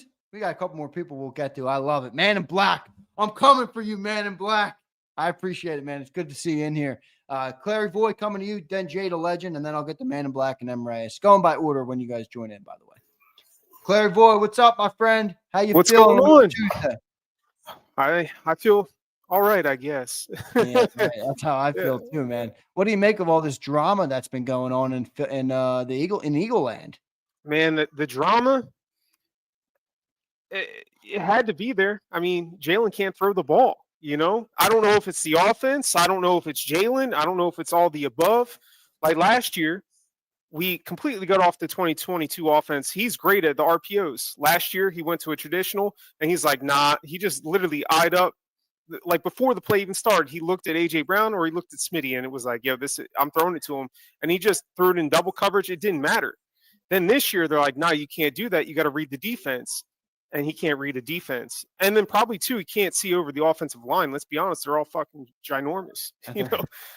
They are. There's no passing lanes. You know what I mean? It's not like this is down what Drew Brees. Remember when he had all those lanes? Because he was short. He couldn't see. Right. But guess what? We don't have that here. Because now they're trying to implement the RPO again because they're like, they have no idea. They don't know what to do with them. BG commented on it. AJ Brown commented. You have any issue with them taking it publicly, or is it more is the problem the passing game for you, and you're not as worried about the commentary? I mean, the commentary is not really a big deal with me. What happens if they talk to the man in person? He's still being the same way, you know? Right. Or he's being petty, where he's not even throwing the ball. He's not even looking your way. He'll take the sack, you know?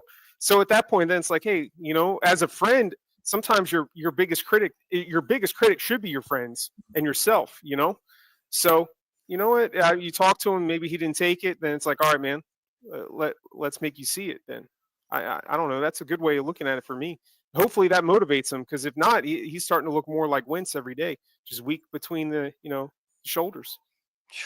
Good God, please don't make me think about Carson Wentz right now. You think Nick Sirianni can keep this thing together, dude? This is, like I said, I just said it to Joe Webb. This is the first sign of a chink in the armor, I guess you could say, from a team that seems to have been dominating the league. And, you know, everybody was talking about the vibes. You know, it feels like 22. You know what I mean? Like, this is the first chink. Can Nick Sirianni keep it together? It is a chink in the armor, but the only way it would be, I think it would just go downhill completely, is if they just had a terrible loss. I mean, like got blown out, just something along the lines of that San Francisco game last year. Right. Because, I mean, you think last year they weren't having that issues last year for 5-6 weeks, but they were winning those close games. So, like, they pushed it off, and then San Francisco happened. Then, you know, Jalen Hurts he had that 22 season, was really good. He wasn't good even in the playoffs in the 22 season till the Super Bowl. People forget about that. The other games he's played in the playoffs, he's been pretty bad, you know, when it comes to against Tampa twice, bad, you know. The Giants, he wasn't that good. And then San Francisco, let's be honest, we had a DN take their whole our DN took their whole team out. You know, so this Super Bowl was the only game in the playoffs. What is that? 5 games that he's actually shown that he's a quarterback. So maybe what we're seeing is just what he is. You know, maybe not this bad, but along these lines of what he's been. I don't think he's 22 year in and year out. You know, does that mean it's not there? I mean, remember Foles? He was bad for 3-4 weeks before he got to the playoffs, and all of a sudden something happened. He wasn't even good in that Atlanta game. No, and he then after wasn't. the Atlanta game, he just went off. You know, I he had know. 2 games in him. So, and this defense is playing better than that defense was. You know, I think the talent actually is better, but we have Saquon, so we can kind of rely on him. I don't think we can win a Super Bowl only with Saquon, but I think we can kind of, you know, ride the ship a little bit with him to hopefully iron this out. If there is a way of ironing it out, I think it's more of a confidence-driven thing, honestly. You know, Yeah. Jalen Hurts just he's lacking. He's been lacking confidence since earlier this year. He's not coming up with those quotes anymore. You know, he doesn't have his swag to him. He's thinking too much, or he's not thinking at all. I don't know. You know, it's one or the Yeah. other, I guess. Yeah, it'll be interesting to see how it plays out, brother. I appreciate you joining in. You hit everything I wanted to talk to you about all in one foul swoop. You did a good job at it too, by the way. Articulated your point very nicely. So are you confident in this team right now, or is this a wait and see till we lose? Like, where are you? Because it doesn't sound like you're very confident in QB1. I'm not confident in QB1, but I think we can overcome QB1. He's not turning the ball over. He is taking sacks. That needs to stop a little bit. Like he's got to start throwing the ball away, you know, or he's got to just start running. You know, I'm cool with him just running, you know, because we don't really have an option of anything better than what he's at right now. If we put Kenny Pickett in, come on, you know what I mean? It's not going to be good. We can't sign someone off the street right now, so it's not going to change much, you know. So I don't think we're ever going to get blown out, honestly, because our defense is playing too well. Defense So, is and good enough, right? yeah, and then the run game's going to keep sooner or later. Our offensive line and our run game just wears on them, you know, just wears on a team, and that keeps the game close. Granted, this past game, people seem to forget this was literally the blueprint that's been given by Washington a couple years, but since 22, run the ball, run the ball, run the ball, and then keep the game close. And then you got to just have luck, you know, for the last game, you know, the last quarter. Hopefully you have the ball just like they did. They just didn't catch it. I mean, that's the way you keep our offense off the field. And right now we have Nick and Moore. They're kind of like Chip Kelly in the first half. They pass. We're 3 and out. Our defense is just on the field constantly. And then the thing is we have Saquon. They're like, oh, shit, I guess we just got to run the ball to Saquon. And then our defense plays half the snaps in the second half. And it's been like that all season. You know, the first quarter especially. You know, we're 3 and out punt, 3 and out punt, 3 and out punt. In the beginning of the season, I could tell you before they even went the predictability. It was going to be a pass, run, pass, punt. And it was like that, you know, and it was like that for the first 4 weeks, you know. It does feel like that at times. So, I mean, our defense, thankfully, is not playing as many snaps as those Chip Kelly days, or we would be in the same shit show that we were then, you know. But now, I think we'll be all right, man. I think our schedule's is not bad. You know, we have the Cowboys who, you know, they lost that game last night, so they're already tanking it for the draft pick. You know, yeah, they're already Giants. they're done. Giants are done. Who Yeah. else? The Commanders could be tough. I'm not really scared of the Commanders at all. I think we're better than them. Jaden Daniels doesn't strike fear in me at all. Exactly. And Steelers that's are it, tough man. game. Yeah, but but do you think the Steelers can go like last week was an anomaly for them? They put up 40 points last week or 30 points. They're playing pretty good football, man. They're 10-3. They're playing good football right now. So you remember how I think people are. I don't think people are willing to give the Steelers the credit they've deserved. I think. Well, people have been hating on Russell Wilson since he left Seattle, you know, Right. and then people forget last year he actually was statistically he was good. The team was bad, you know. This year he's playing good, and then everyone's like, "Oh, well, imagine if we had gotten him instead of, you know, signing Hurts." Well, guess what? We would be a hell of a lot. Imagine if we had Russell Wilson right now with this offense. Don't make me think of that, please. You see what I'm saying? See what I'm saying? I know what you're saying. Believe me, I know what you're saying very well. Because they've been saying that for years. They're like, oh, imagine if we had him. And it's like, man, that dude can still play. Well, that's right. I mean, a lot of teams are comparing us to the early the Seahawks. I don't think they're similar at all. I don't. No, No, I don't know, man. I don't know if I don't know. We're starting to hit. I mean, even in this modern NFL, man, we're hitting pretty hard. You see that hit by Gardner Johnson? Whew, You that know, was a good hit, man. That's what I yeah, love. That was a hell of a hit. that was really good. I mean, our run defense does scare me. So I think for this week, we got to see if we can stop their run, man. Because if they get their run game going, we're going to be screwed with that or the play action. Because they actually do play action. We don't do play action. Yeah, But they do play action and they do it really well. And, that's the thing that terrifies me for this because Jordan Davis isn't really doing much. He had one sighting last week where he was chasing a guy to the sidelines, but other than that, he's not doing much. Jalen Carter is just, and then everyone else is like Nolan Smith got abused last week, So it's just like, man, I don't know. Their run game's a hell of a lot better in Pittsburgh. And if that run game starts going, and they're going to come out running the ball. That's the only thing that terrifies me to where we could get blown out. Our defense might not be as good under those circumstances. Yep. All right, brother. I appreciate you joining. All up against it. Got to get out of here at 6. You got a couple more people to get to. I appreciate you joining, man. Bye. See you, man. Great stuff from Clary Voy. He was good today. I hear what he's saying. This might be the comment of the day for all the people who don't care about the passing game. Bobby Murphy says we should just trade AJ and Smitty, bring back J Jaw, and just run it. Right. That's what people make it seem like, Bobby Murphy. Appreciate you being here, brother. Let's keep rolling. I got Jay the Legend, Man in Black, and M. Reyes, and then we're out of here. Jay the Legend, coming to you. I can see it. I can see it today, brother. What's going on, my man? What's going on, Zander? I think people making more big deal than what it actually is. Oh, who? AJ Brown? Who? Brandon Graham? Who? Zander, all of a sudden now people acting like he can't throw. All of a sudden now people making it like Jalen Hurts is just a bum. They over there sounding like Dan Silly, like your boy Dan Silio. I was like, but dude, Jalen Hurts is considered one of the best deep throwers in the league. What is people talking about? I say the man only threw it 21 times that game. What are people talking about? Yeah, but it's not that many options. He's so damn good at it. Why do you only have him do it 21 times a game? They ran the ball a whole bunch of times. He did struggle in the first half. We went 3 and out a lot, which reduced the amount of attempts they had. But yeah, I think that can be fixed. People making it more big deal than we know. AJ gonna cry as soon as he don't get his numbers. That's how AJ is. Dance calling AJ Owens, but he gonna cry because 2 games. I said, dude, you're 11-2. Yeah, but you're lucky you got AJ Brown. You bring another top 5 receiver in here and you don't throw him the ball, he gonna make a bigger stink about it than AJ Brown did. You're lucky AJ Brown just said one word. You better believe that, Jay. Jamar Chase would have Hurts head on a freaking skillet, my guy. Roasting him. It's only been 2 games, 2 bad games. AJ since he been here been a 1,400-yard receiver. And what the hell does last year have to do with this year? But he been productive the 2 years. He has.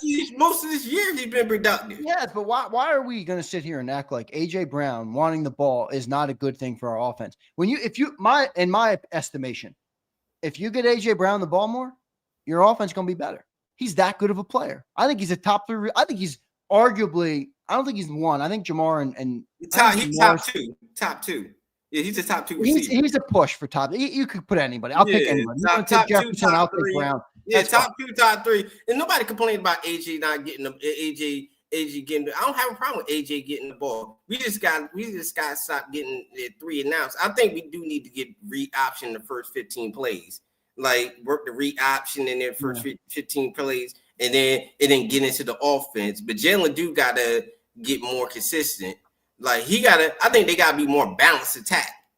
Like, but for him to get the numbers Jalen got at least throw the ball 25 to 30 times a game.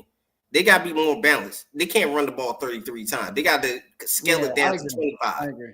Yeah, because they running the ball too much with Saquon. It's good at running with Saquon because they got to leave. Yeah, because at the beginning of the season they wasn't running enough. Now they run it a little too much. So they do got to scale it down a little bit, get it 25 times where AJ can get his numbers and Saquon can get his numbers. That's there. But I think they can fix that. I think the Steelers game, usually AJ Brown have big games against the Steelers, but they got to get more balance. Somebody I brought think that up Jalen, earlier. Yeah, I think AJ. Jalen might have to throw it 30 times this game, or I would say 20. Skeleton maybe 28 times. He threw at least 28 times this game. I think they could. I think he really should, but he got to be decisive like he was in the Bengals game. Yeah, I agree. We'll see what ends up happening. I got to run, brother. I appreciate you joining in. Great talking to you again. I'll talk to you again soon. All right. All right.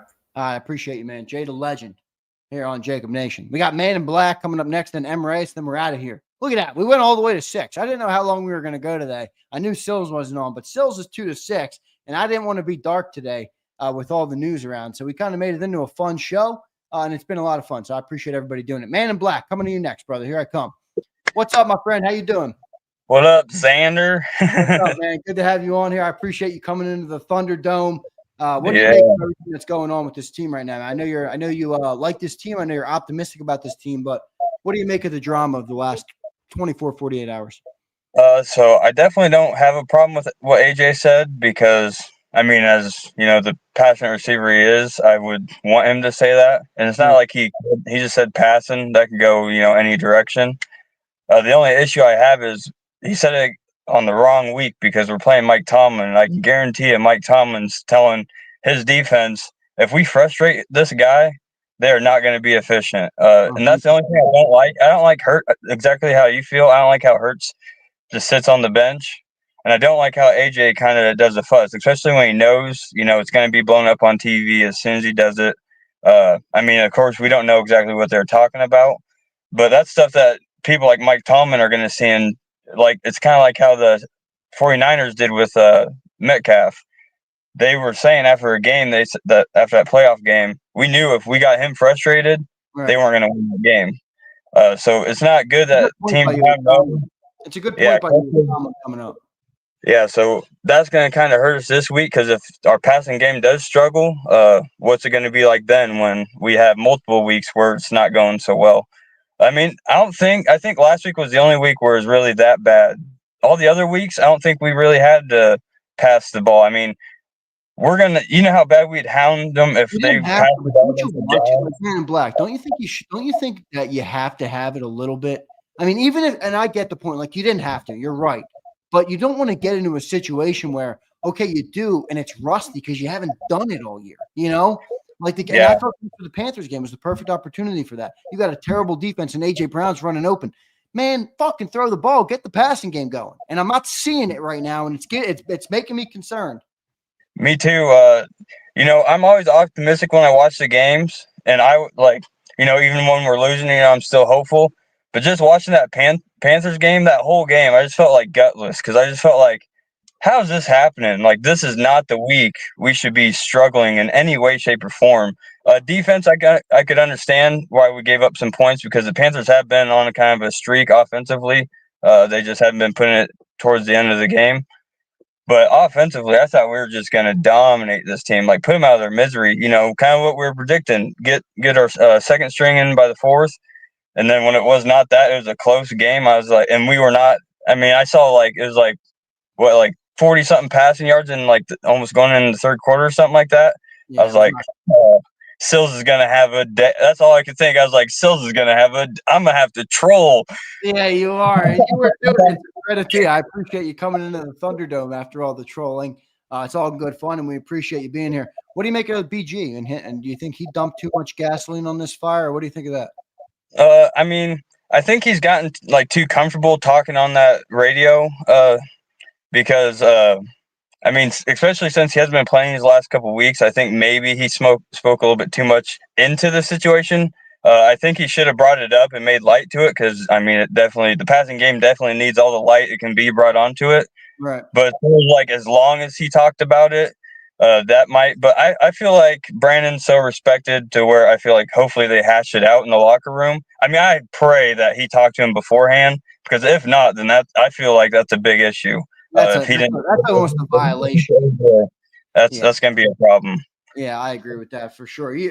Man in Black, I appreciate you joining, by the way. You think this team is a Super Bowl team, or where are you on this team and the aspirations and the expectations of what they can be? Because look, like I said, this is the first sign. I mean, we've had a really good run here, 11-2, nine straight wins. Like there hasn't we've been having, and you've been calling sales out like you're making shit up to credit. There's been nothing. It all looked pretty, other than you can call out the passing game. This is a chink. This is the first in of like, hey, there might be some more problems in Philly. You think they can prevail, overcome it, and go the distance? I honestly believe it's all going to depend on how this week goes. Yeah, if they lose big, they're fucked. Yeah, it's going to tilt it one way or the other. And I'm like the most optimistic fan. You know, I'm in Iowa. I'm a lone Eagles fan. So you know, I do nothing. Iowa? Yeah, so I do nothing but invest my time into the Eagles. So, and I've been doing it ever since I was younger. Like, I've never missed the Eagles play a game. I've missed funerals. So I'm invested. I love it. It's good. But after that Panthers game, it gave me a little bit of like, oh man, are we going to do last year? And that worries me because it takes a lot for me to start feeling that way. So, I mean, if we struggle again this game, man, it's going to be just like last year. Are we going to trust next week? Are we going to trust what they're telling us on these press conferences, which is what we did last year? Because every week they said we'd be better, and then we were trusting it. Then we lost. And it looked the same. So I'm just hoping it don't look the same. Hopefully, I mean, I hope they don't just try pressing the pass, try getting the pass issue fixed, but definitely getting AJ involved. And it should not be that hard to do. Slant route, anything, he's open. It should not be that hard to get him involved. Not hard. Any time in the game, first, second, third down, he should be immediate. We got that play. So I definitely don't see why it's been an issue with that. Yeah, I agree. Last question for you, brother, and a fun one outside of the Eagles.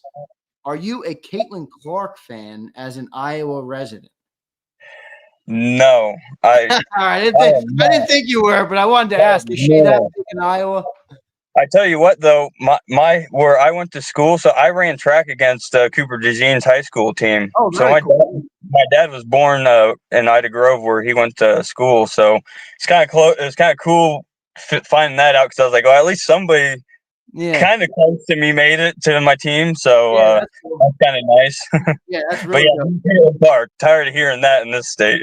Yeah, I hear you, man. Thank you for joining, brother. Man in Black shows up in a black sweatshirt. I think it's pretty fitting. And listen, Man in Black deserves some credit today, everybody, because you can talk shit in the chat, but when you show up, you get a different level of respect. Man in Black, thanks for joining, bro. Yep. See you, everybody. See you, man. Great stuff there. And you know what? You guys knew. Who are we closing it out with today? Mr. Optimism himself, Mr. Eagle, M. Reyes, joining the show now here on Jacob Sports. What's up, M. Reyes? Good to see you, brother. Didn't see you there. Sorry. Was busy having a good time with this season and everything, you know. Yeah, you're a little shaky in your boots over there, M. Reyes. What do you think of the drama that's going on in the last 24, 48 hours? I like the Notre Dame lid, though. They're doing good right now, so that's good. Yeah, we'll see. I mean, the first round might be fun, but Georgia, we'll see what happens. Say, hey, man, any given Saturday, I guess you could say. But what do you make of the drama in Eagle Land, man? Last 2 days. It's annoying, so annoying, man. Like the last thing it happened last season too. I mean, the whole AJ Diva thing, and it's like, he had a career year, so he's on pace for a K still this year. He can still do it even with the games he's missed, and it's like, I think this is a lot of overblown stuff. I don't think that there's any sort of personal issue. I think what BG was getting at was that like okay, don't say passing's the issue to the media. Say bring it up to Jalen first. That seems like they would be like, you have any personal thing, like just work it out between y'all before bringing it up to the media. So that's how I feel about it. I didn't think it was anything too damning or anything like that. And in regard to the whole the game and stuff, I mean, gosh, we played down to the Browns, we played down to the Jaguars a little bit, and we played down to the Panthers. We do this with bad teams. We just don't take them seriously sometimes, and that's what I'm chalking it up to. I don't think this is anything that's, indicative of a bigger problem. This is by far not a collapse, because this wasn't, the way that we won this game was basically all of last season. It was 10 games of that. Like, oh shit, we should have lost that one. But That's fair. no, I'm not worried. I'm not worried at all. You kidding? I'm not surprised you're not worried at all. Brandon Graham's pouring gasoline. AJ Brown saying, M. Rice, look over here. There's a forest fire. M. Rice, like, I don't see that. I don't know what you're talking about, man. We're 11-2. I'm happy. You think Nick can keep this thing together? It sounds like you do, man. You think they keep this thing together? Bald Nick is undefeated. Okay. Bald Nick turned this team around. Remember the last time we played down to the Browns? We've won 8 since in a row.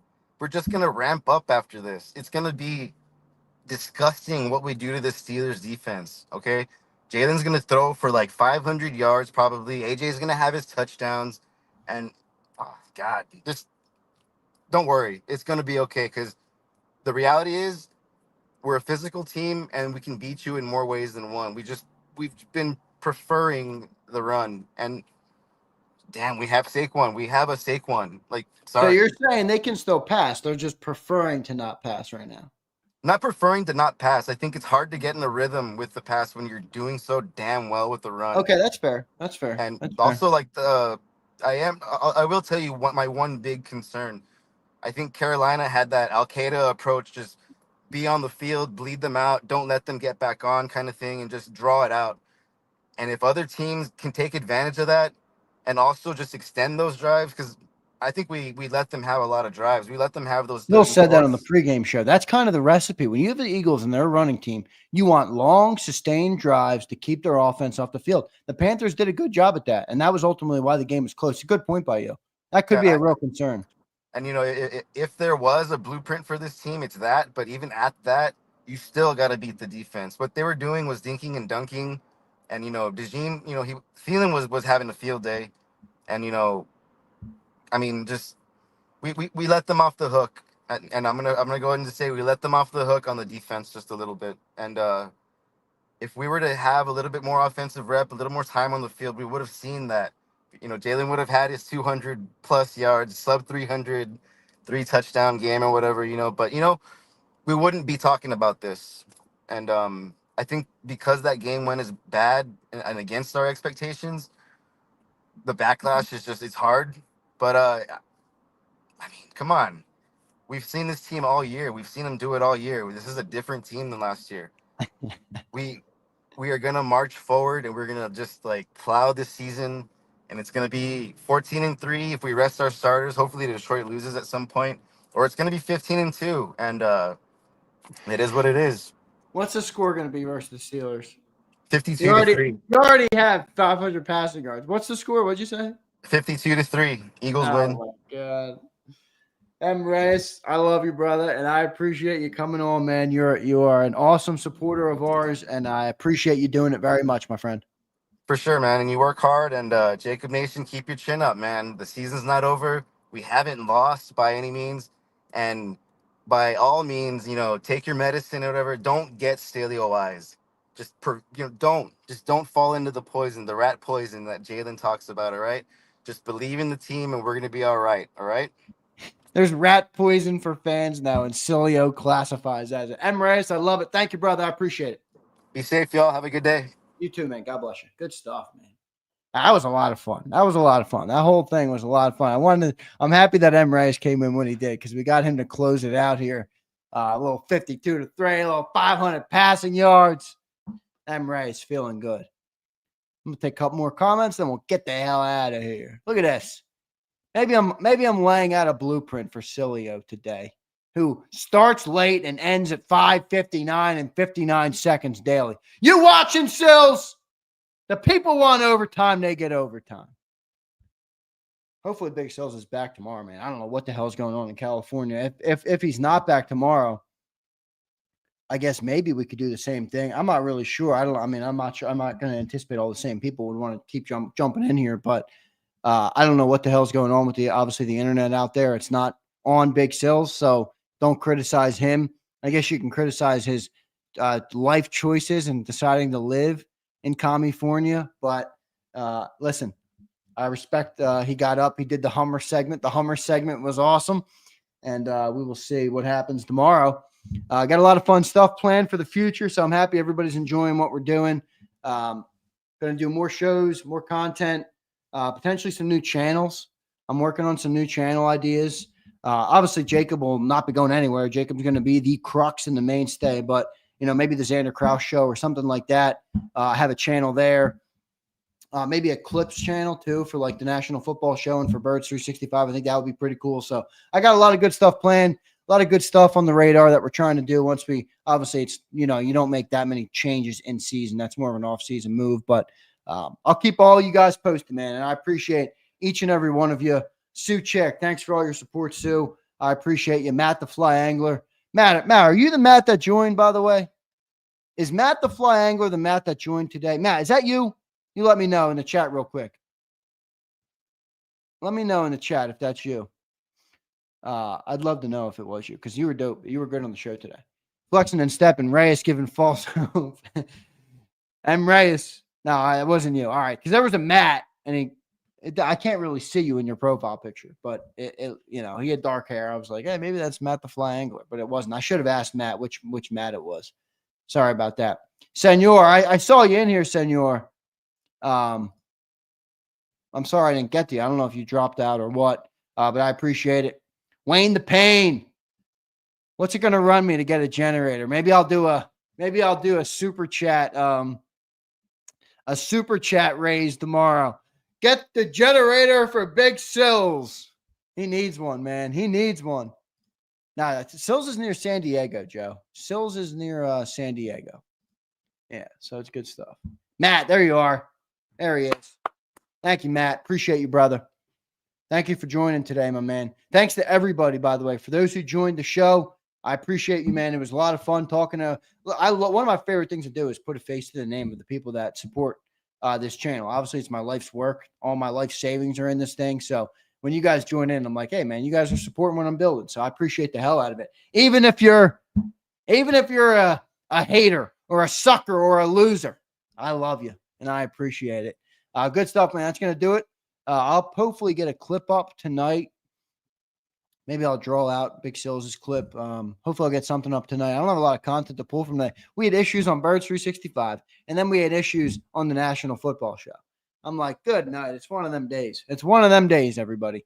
But I appreciate y'all. And I'll see you next time on Jacob Sports. Don't forget to hit that like button on your way out. Big Sills can't afford a gen. I mean, we're paying him millions, Dio. You'd think he'd get one. I mean, holy shit. Big Sills is making the big buck. Big Sills is making A.J. Brown money. You'd think he would go and pick one up. No, he wants the company to cover it. I love Big Sills, and I love each and every one of you. I will catch you guys next time. See you.